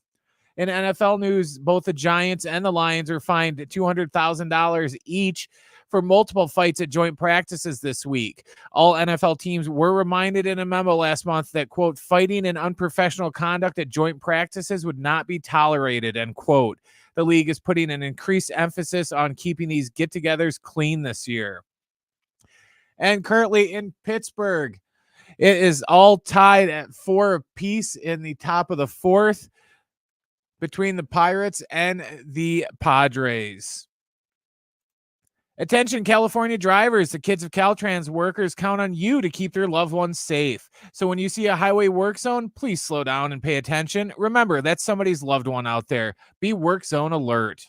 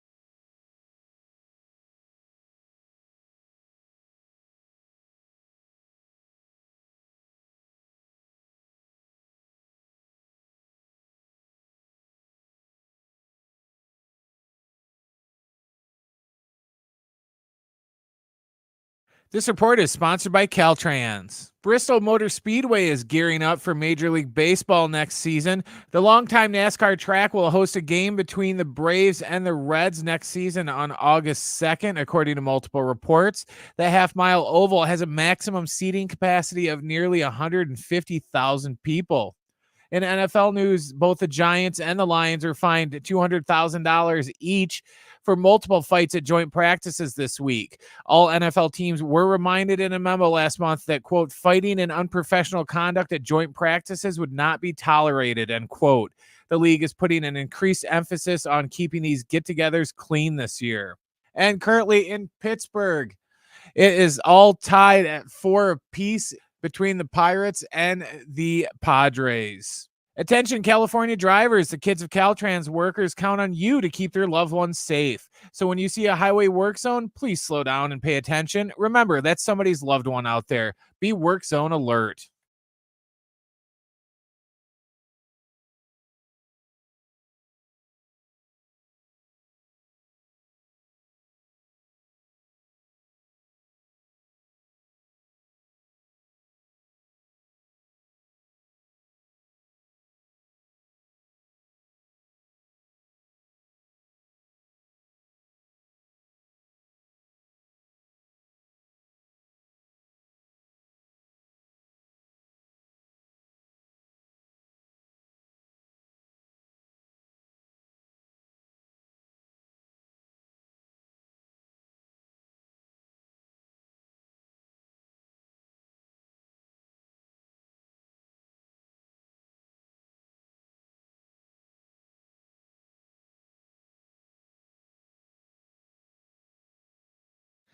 All right, San Diego and Southern California, what's going on? Final hour of Jon and Jim. You've got Jon and Brent. Jim is in Switzerland, like truly, for his honeymoon. He'll be back next week. If you missed our conversation with MLB Network Radio's Mike Ferrin, we'll play back that conversation at 5:30. Really good insight on AJ Preller at the deadline. He has a great voice on all things Major League Baseball. So if you missed Mike Ferrin, we'll have it for you coming up at 5:30. Also this hour, your chance to win a pair of tickets to see Lainey Wilson at the North Island Credit Union Amphitheater August 23rd. Be listening for your chance to win. It's been a bit of a bizarre series that has played out over the last 2 days between the Padres and the Pirates. Why do we say that? Well, there's a number of reasons as to why we say it. You heard in the open there that yesterday was a true and utter calamity, and I don't even know what calamity means, but it was a debacle, right? It was a disaster. Everything that can go wrong will go wrong. It was a cluster, you know what? It was a cluster. Thank you. But they won the game. So you kind of look the other way and say, yeah, there was a 2 hour and 40-minute rain delay, even though it only rained for 40 minutes. And yeah, they started the game, even though it started raining 17 minutes in. And yeah, they used 8 innings from their bullpen, but they won the game.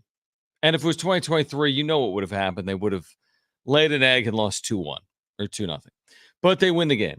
Then today you say, well, maybe it's just one of those games. You can't always get up for a game. It's a long year, right? I'm not telling you anything you don't know. 162 games is 162 games. Like, guys, think about that. The school year, I want to say when we were kids, Brent, is 180 school days. The school year is 100. Now, again, you got weekends, but in terms of school days is 180. That's how long a baseball season is. It's a school year. It's every day. When you went to school, remember, you'd be like, oh, 7th grade is starting. It feels like forever. From the start of the year till the end of the year feels like forever. So how could you get up for every single game? It's not realistic. We get it. But this Padres team has the ability to do it more often than not. Why do I say it? Well, today, Brent just talked about it in his update. They're tied right now with the Pirates in Pittsburgh in the middle game of this 3-game series at 4. This is a game where Michael King throws 30-something pitches in the first inning. You're thinking, is he going to make it through 3 or 4 innings? And then Pittsburgh scores a couple of runs in the first and another run, and they're leading 3-1. And maybe it's just one of those days, right, that inevitably is built into a baseball season. There's going to be a lot of one of those days, so to speak, but not for the Padres right now. They fall behind 3-1. Kyle Higashioka, as he's done time and time again, bails them out. Hits a 3-run home run after some shoddy Pittsburgh defense. The Pirates have hit a solo home run from Andrew McCutchen, but all square, level, 4-4 between the Padres and the Pirates as San Diego goes for a series win. We said yesterday during the wrap, Brent, would you take 4-2? I said, you got to take 4-2 heading into a road trip. They've gotten off to the right start. They won yesterday. Now they need to go 3-2 to finish off this road trip 4-2. But it's been a bizarre couple of days in Pittsburgh, and none more bizarre than what we saw play out, obviously, yesterday. Well, because a lot of it is just stuff that doesn't have anything to do with baseball. It's, let's, like he said, how often do we have, a 2-hour plus rain delay where it actually only rained for, 35 minutes? Not in the major leagues a lot. It's almost got to the point where it's like, oh, we'll just wait for the water to evaporate. We'll just wait. It's like, no, go throw some dirt on it or do something. No, just wait for nature to take its course. Right. It's like drying your stuff on a clothesline. Okay, exactly. You could do that. Or you could use a dryer. Like, this is the big leagues. They've got tarps and drainage systems and grounds crews. They got some intern out there. Blowing on. To your point, where honestly, dude, when I left here last night, because we do that full show. And again, now it's water under the bridge, no pun intended. It's been a day. But when I left last night, I'm like, there's no chance in hell they're picking this game up. They're talking on the field. They've got front offices out there. You got managers. You got umpires. I'm looking at the puddling on the morning track. I'm like, this thing is cooked. And then I hear on my drive home, oh, they're going to pick it back up. I'm like, oh, they are? So I don't even, to your point, I think they just kind of waited on the thing to dry. And then, again, the Padres win the game, to their credit. And then here we are. I guess the long and the short of it is this. You look up, they gain a game. What do you got? Well, I was just going to say, maybe just all the crap that they've gone through the last couple of seasons is just kind of, now they're more used to adversity. So when, out of the ordinary crap like what happened yesterday with, the small lake forming in the left field warning track and just stuff like that, and, knowing it's going to rain in 20 minutes, but hey, let's start the game anyways. And just stuff like that, to where, if this would have happened 2 years ago, it would have gotten their head, and, they would have ended up losing 6-0 instead of winning 6-0. 100%. So maybe it's just the years of having to go through all this weird stuff is just kind of built them up to where now, they're better. They can handle adversity better. Well, they have to this point, and we've said this so often over the last month. We're like, man, they win a series. And man, they've won 7 out of 10. But you look up, and they're somehow in the thick of a playoff race, which doesn't, to me, make a ton of sense. I mean, they're now 10 games over 500. The teams around them, by and large, have played decently well. Not all of them. Some have fallen off. You're getting closer to the Dodgers. Arizona's on an incredible run, to the point that they're a half game better than the Padres right now. They swept a doubleheader in Cleveland earlier today. So, despite everything, 23-12 in their last 35, 12-3 since the All-Star break. That is the best record in baseball since the break. Despite it, they are in a dogfight for a wild card spot. They're 4 games behind the Dodgers entering play today. Should they win today, a chance to maybe gain even more ground. Was it Kyle Glazer that we had last week that said, if not now, then when, essentially, in terms of catching the Dodgers? I buy it. I really do. Because they just don't look typically mortal like they look right now. And that could be famous last words. I understand it. Like, we know that the Dodgers are always capable of going on a run. Like, you should always, that caveat always exists with the LA Dodgers. They're always capable of going on a run, even without Mookie Betts, even without Yamamoto, even with pitching injuries, even with Kershaw struggles, right? They're always capable of going on a run, but they haven't. And where in a typical year, they make their run in May and create distance, or June and create real separation. Certainly by July, they would have put themselves 10 games clear of anyone in the NOS by and large over the last handful of years. Not this year, not this time around. And the door is open. That proverbial door is open for someone to walk through. Now, the amazing part about it is it may not be San Diego. It could be Arizona before it's all said and done. But we're sitting here in August. They're 4 games out. They're now leading in Pittsburgh 5-4. The Dodgers have a tough series going on with the Phillies. And this thing has only gotten closer seemingly by the week, and maybe it gets closer again here today. It sure beats all those years where at this point we'd be 25 games out of first place, and our only option would be the wild card. Right. And now we have multiple options this year, and the Dodger fans are trying to blow it off as, oh, we're just so hurt, we'll be fine. They're scared. They're not going to admit it, but they're worried. This is the closest pretty much anyone's been to them in the division race, and God, what, almost 5 years, probably 4 years. Giants beat them in a division that one year at 107 games. They won 106. But Okay, the Dodgers won the. But that was like the only year. Every other year over the last close. 10. So yeah, I mean 7-0-4-7-0 started with especially team. after they spent the gajillion dollars.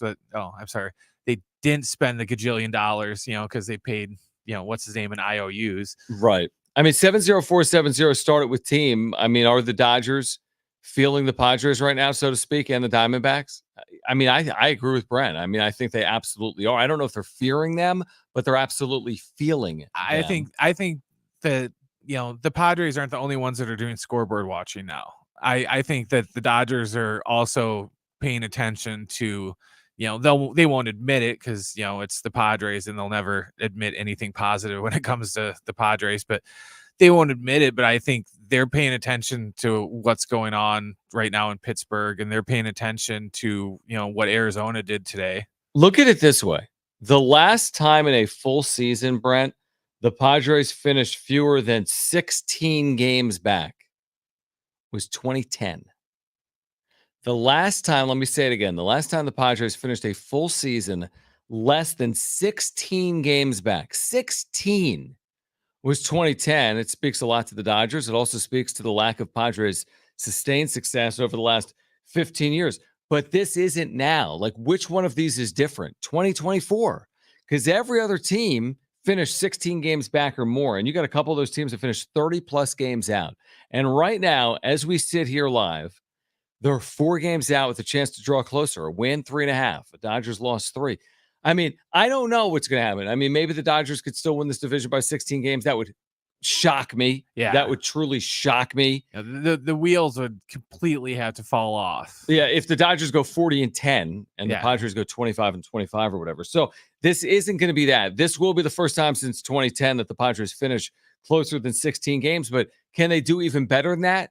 Can they not have a GB next to them, games back? Can they actually clear the hurdles here and win this division? And like Mike Ferrin told us earlier, and if you missed it, you'll hear it at 5:30, it's not going to be easy. And it's not just because of the Dodgers, it's because of the Diamondbacks as well. But you can't fault the Padres in terms of their play right now. Their play has been some of the best in the sport, 12-3 since the All-Star break, and they just find ways. They've got that it factor we've talked about, including here today, falling behind by multiple runs, now leading in Pittsburgh in game 2 of a 3-game series. We touched on it earlier. Team USA continues its quest coming up tomorrow against Team Serbia. Is there concern or not as the U.S. is looking for a 5th consecutive gold medal? Plus Mike Ferrin, MLB Network Radio. You'll hear from him at 5:30. And we've got Lainey Wilson tickets to give away. North Island Credit Union Amphitheater, August 23rd, coming up this hour. Exclusive audio home of NBC's coverage of the 2024 Paris Olympics. And this NBC Olympic report is brought to you by Islands Restaurants, your local paradise.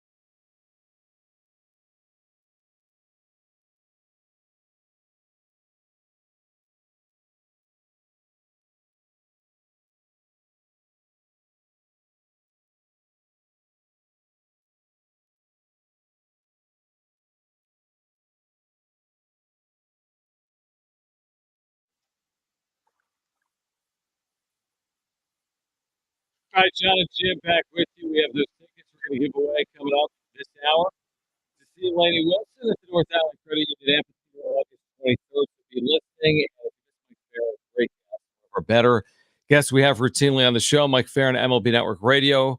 We will play that back for you, or portions of it, coming up at 5:30. We have Brent's back page coming up as well. All right, we touched on it earlier during the wrap. Team USA 2 wins away from a 5th gold medal. Steve Kerr quoted today saying, "We're not going to be lulled to sleep because we beat them twice." That's the one thing you have to consider here. And this, I hate the adage, it's hard to beat a team 3 times. But the one thing you have to consider is just like human psyche, which is you beat this team by 26 10 days ago. You beat this team in the lead up by 26 also in the UAE, July 17th. You can't look past, I guess is the point. They do have capable players, multiple NBA guys, including an MVP in Nikola Jokic. So if there's anything that at least it sounds like the team is talking about, it's like, don't get lulled by the fact that you've beat them twice, and don't look past Serbia in an effort to win a 5th gold. You can't win a gold medal on Thursday. You got to get past them to win a gold medal. I don't think they're going to look past him just because, the old, it's hard to beat a team 3 times. That like applies for playoffs and regular season. The stuff that they did, for the pre-Olympic warm-ups as like a preseason game. If in spring training, if, the Padres beat the Giants split squad twice, they don't go, oh yeah. We're going to go in on opening day against the Giants and just crush them because we beat the B squad. It's like, no. So I think they recognize that, those other games were pretty much just exhibitions and stuff like that, to where this is a real game now, and that, they have to go out and do what they're going to do. Because it's like, I don't remember, it might have been Jim that brought it up last week, that they're just so stacked that, they could win the gold, but if they don't win every game by 20, 25 points, then certain people will be like, oh, what a failure. Yeah, and to this point, suck. To this point, they've been able to do that. Now, since Serbia lost to the U.S. to open Olympic play, they've won 3 straight. The one thing also to consider is that when you have Nikola Jokic, I mean, again, he's not a quarterback. It's not like saying Patrick Mahomes gives you a chance, even if he's on like a quote-unquote bad team. But Jokic in the Olympics is averaging 20 points, 12 rebounds, 8 assists, 2.5 steals, 1 block, shooting over 60%. So, like, if he just goes off. Yeah, but if they want to beat the U.S., he's going to have to double that. That's the thing. I was going to say, if he scores, 35-plus points, again, easier said than done, because the U.S. has legitimate size, unlike some of those teams that Jokic is going up against. And then there's also, in one of those games, the NBA or Bogdanovich didn't play one of them. We played the other one. They won both games by 26 points. He's also played well in the Olympics. I stand by what I said earlier. I don't think Serbia has a puncher's chance in this game. I think this would be a historic upset. Not to say it's impossible. Like, I don't put it, here's my point. Puncher's chance to me is 1 in 10, 1 in 5, 10 or 20%. I put this at 1 or 2%. I don't say this is 1 in 1,000, but I think this is a 1 in 100 type situation that would have to play out. Yeah, for basketball, the puncher's chance would be, you want it to be a 1-score or 1 possession game with like a minute to go. And that would, even like I don't know. I was thinking more like single digit game, 5 minutes to play. You got a puncher shot, you hit a 3. That's what I'm saying. Just 1 possession, just so that just 1 shot could, tie the game or win the game. Would be the situation. But even that, it's just, I don't know. I can't see it.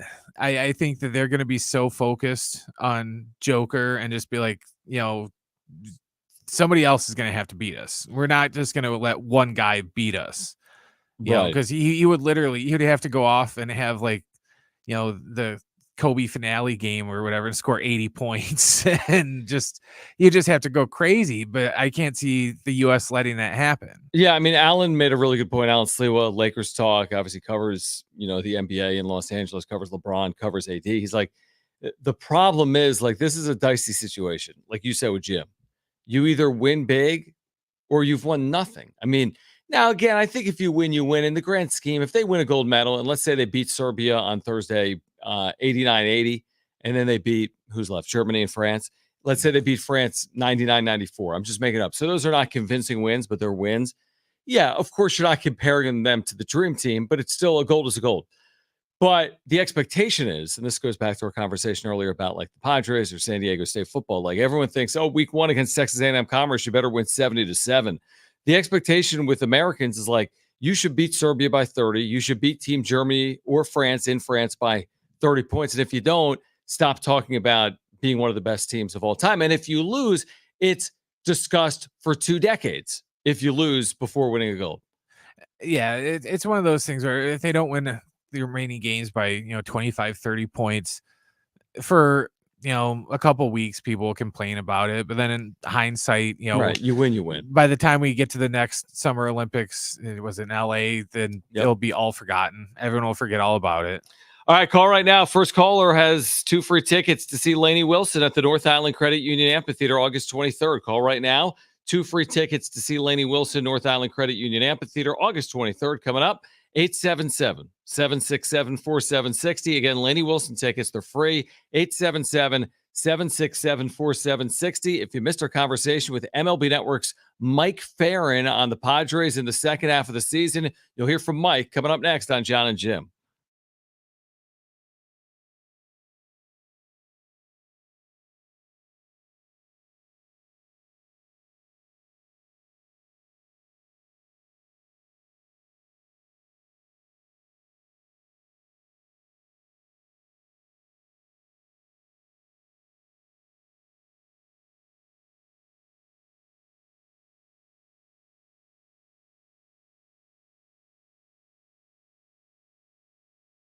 All right, hey guys, it's Schaefer, and we have great news for homeowners. We really do. Mortgage rates tanking. My friends at Loan Pronto have rates that start with a 4. This is the best rate in years. Listen, if your current rate is over 6%, you can dump it and lower your house payment big time. Loan Pronto has locked in folks recently. I told you this, 4.99% APR. That's a huge drop. Whether you got your loan like a week ago or a month ago or a year ago, it's time to call Loan Pronto. Even if you're in process with another lender, stop now. You can call Loan Pronto. Ask about their zero-cost rate reduction home loan. You can lock in a lower rate with no closing costs in a matter of days with almost no paperwork and usually no appraisal. And if you act now, you can even skip your next 2 house payments. Call now. Loan Pronto can give you a rate quote in minutes with no hard credit pull and no upfront fees like those other guys. Here's the number, 619-207-4336 or loanpronto.com. 619-207-4336. Equal housing lender, NMLS 1661781 on approved credit, NMLSconsumeraccess.org.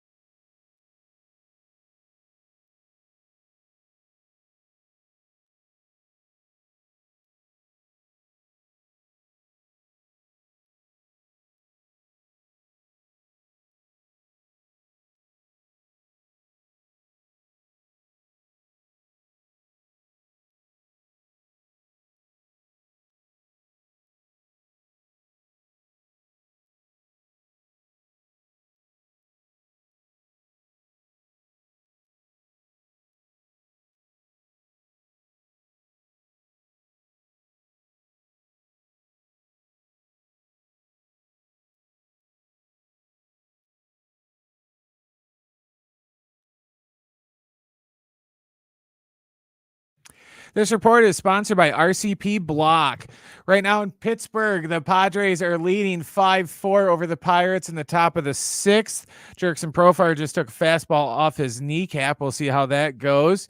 And in other baseball news, Bristol Motor Speedway is gearing up for Major League Baseball next season. The longtime NASCAR track will host a game between the Braves and the Reds on August 2nd next year, according to multiple reports. The half-mile oval has a maximum seating capacity of nearly 150,000 people. And in NFL news and notes, the Giants and Lions are both fined at $200,000 for multiple fights at joint practices this week. All NFL teams were reminded in a memo last month that fighting and unprofessional conduct at joint practices would not be tolerated. The league is putting an increased emphasis on keeping these get-togethers clean this year. RCP Block has real Keystone retaining wall blocks, tons of styles, tons of colors, you pick. Plus, they've recently reduced prices on Keystone Legacy and Keystone Garden walls. Easy to install options too. Perfect for the pros and do-it-yourself warriors. Head to rcpblock.com. RCP makes hardscape easy.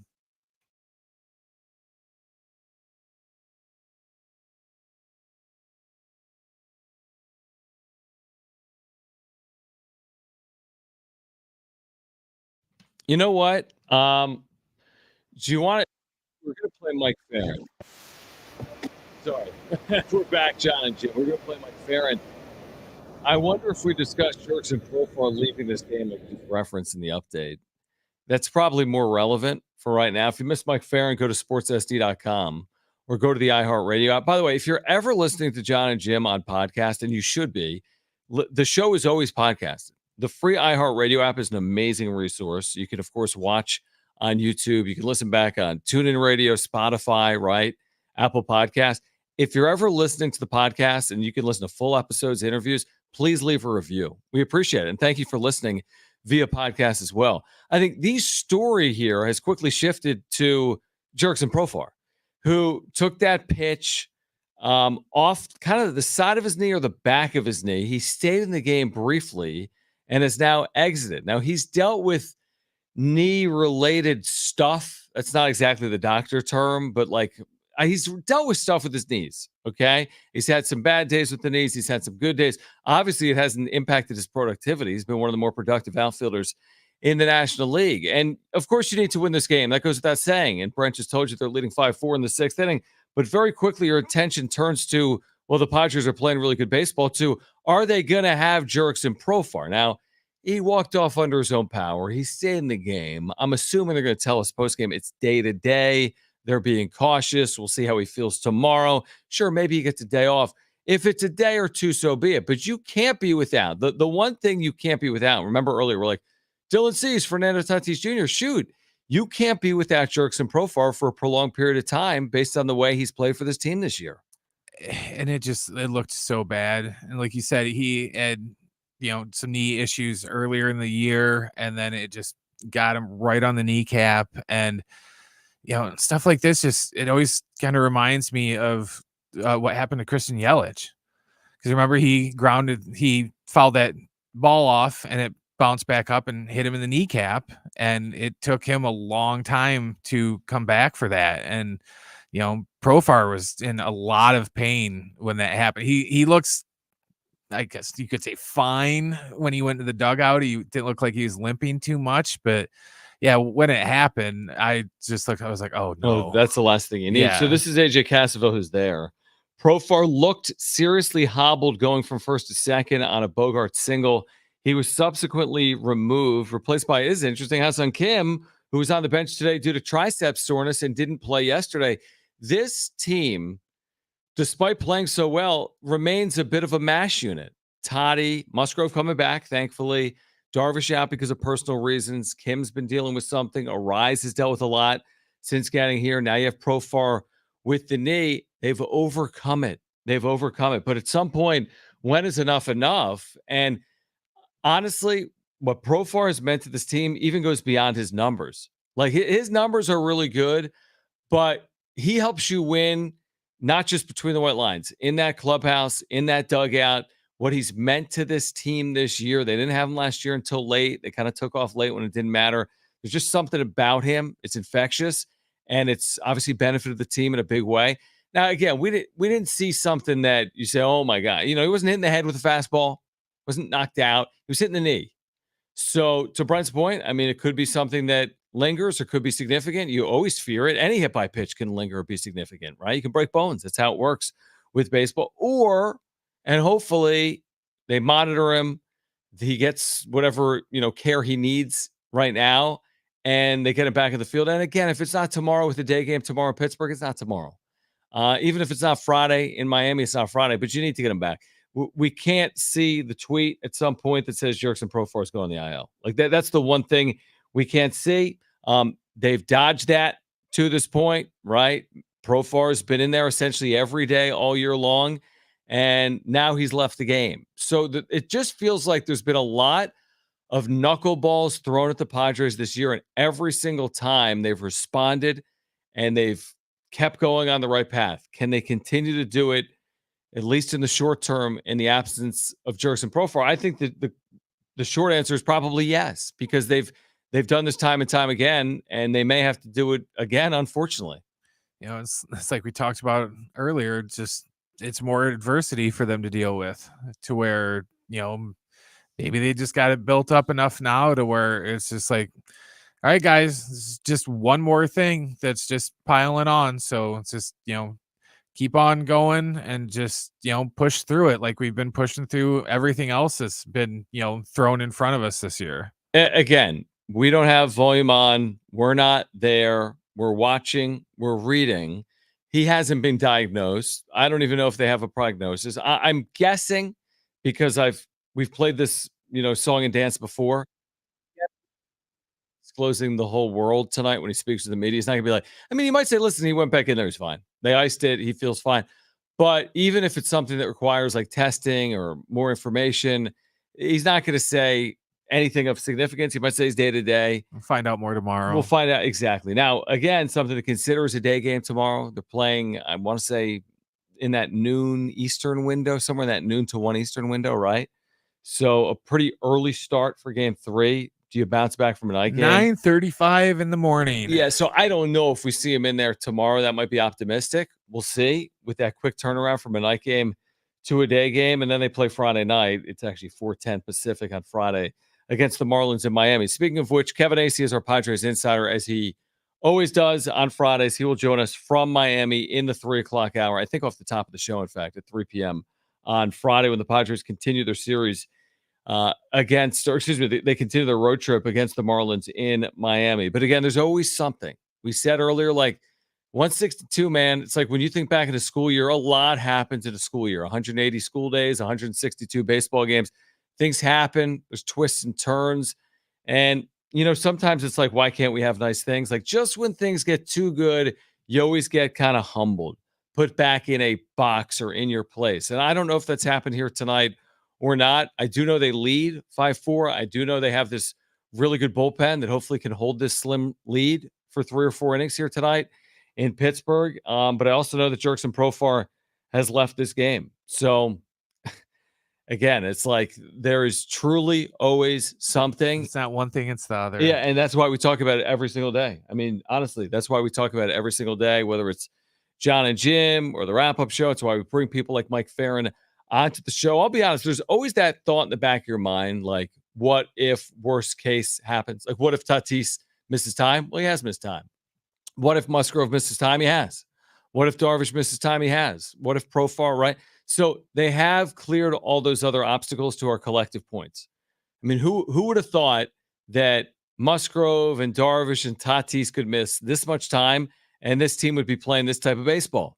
Not a lot of people coming into the year would tell you, you trade away Juan Soto, you lose Fernando Tatis Jr., you lose Darvish, you lose Musgrove, and you've got one of the hotter teams in baseball in August. That's 10-plus games over 500, vying for a division. That's not what people would have been guessing if given that information, but that's where we are, and that's a credit to players, coaching staff, front office.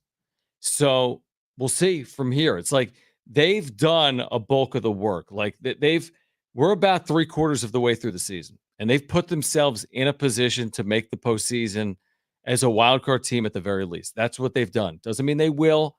They have the possibility of winning this division as well. But like they've done a bulk of the work now. This isn't 19 games into the year and you started 15-4 and you're like, they're set. No, anything can happen from 15-4. It's a long year, but you're 110 plus game. I think they've played 114 games and they have 48 left, and 40 is about a quarter of the season. So he's just got, a week over a quarter of the season remaining. Finish this thing off, because we've seen 2021. We know that there are no guarantees. We know that things can change quickly. We know that injuries happen. Finish this thing off is what I would say. And even if it means being without Jerkson Profar for a day or two, who left this game with a knee, or being without Fernando Tatis Jr. for months. By the way, we've buried some of the lead, which is there was an update on, let me find it, on Tatis. I mean, it's not a significant update. I'm going to sneeze, by the way. I'm like Jim. I did it off mic. Turn the mic sneeze. off. So there was an update. Thank you. Earlier today, let me find it. Okay, here we go. It's from Kevin.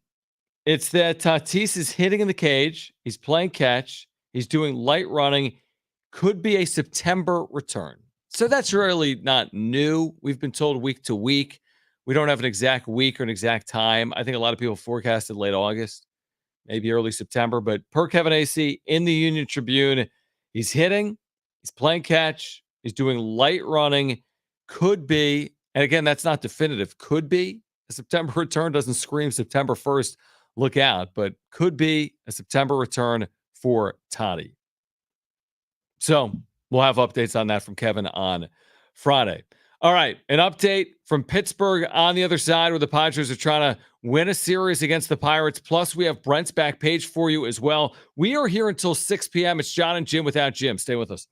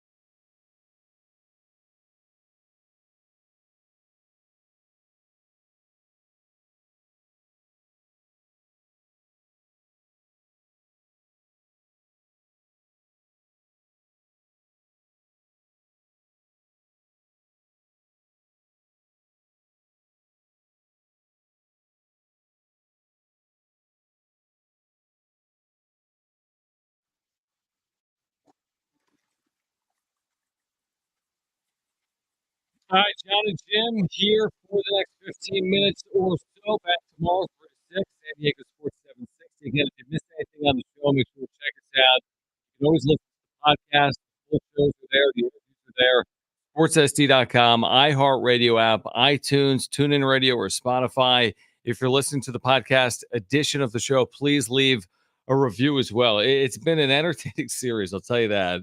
We'll have more for you tonight on the wrap-up show on YouTube, so hopefully you'll be with us tonight, 9:30, and by us, I mean me. Tonight on the wrap-up show, Padres are clinging right now to a sixth-inning lead. Jeremiah Estrada is doing his best to work in and out of a jam because it was first and third, nobody out in the sixth How old inning. is Andrew McCutchen? He's old, man. He's old. He's been around for the better part of 2 decades. He's got to be 38. 37. 37. Yeah, he's been around for He'll be 38 in October. Yeah, he's been around forever. He's had a very productive career. One-time MVP, right? Yeah. Yeah, former MVP. So anyway, we'll have more for you on the wrap-up show tonight at 9:30 Pacific. But it was first and third, nobody out in the sixth inning. Now it's first and third, 2 outs in the sixth inning with the Padres clinging to a 5-4 lead. All right, typically Jim does the back page. When Jim's not here, Brent does the back page, so let's get to it.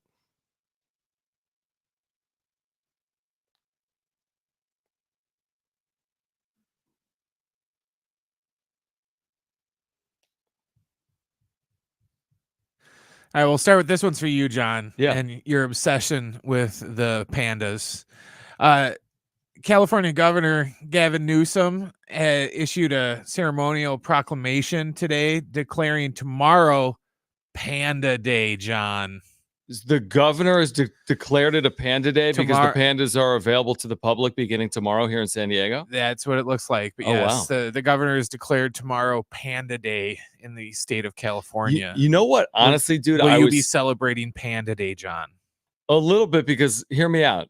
Like yesterday or last night or maybe this morning, I'm on social media and I'm like, why are there panda videos from KGB FM? Like on social media and like different media members? There was a media event, Brent, with the pandas. Where the hell was my invite? And I'm like basically serious. Now you feel like Jim.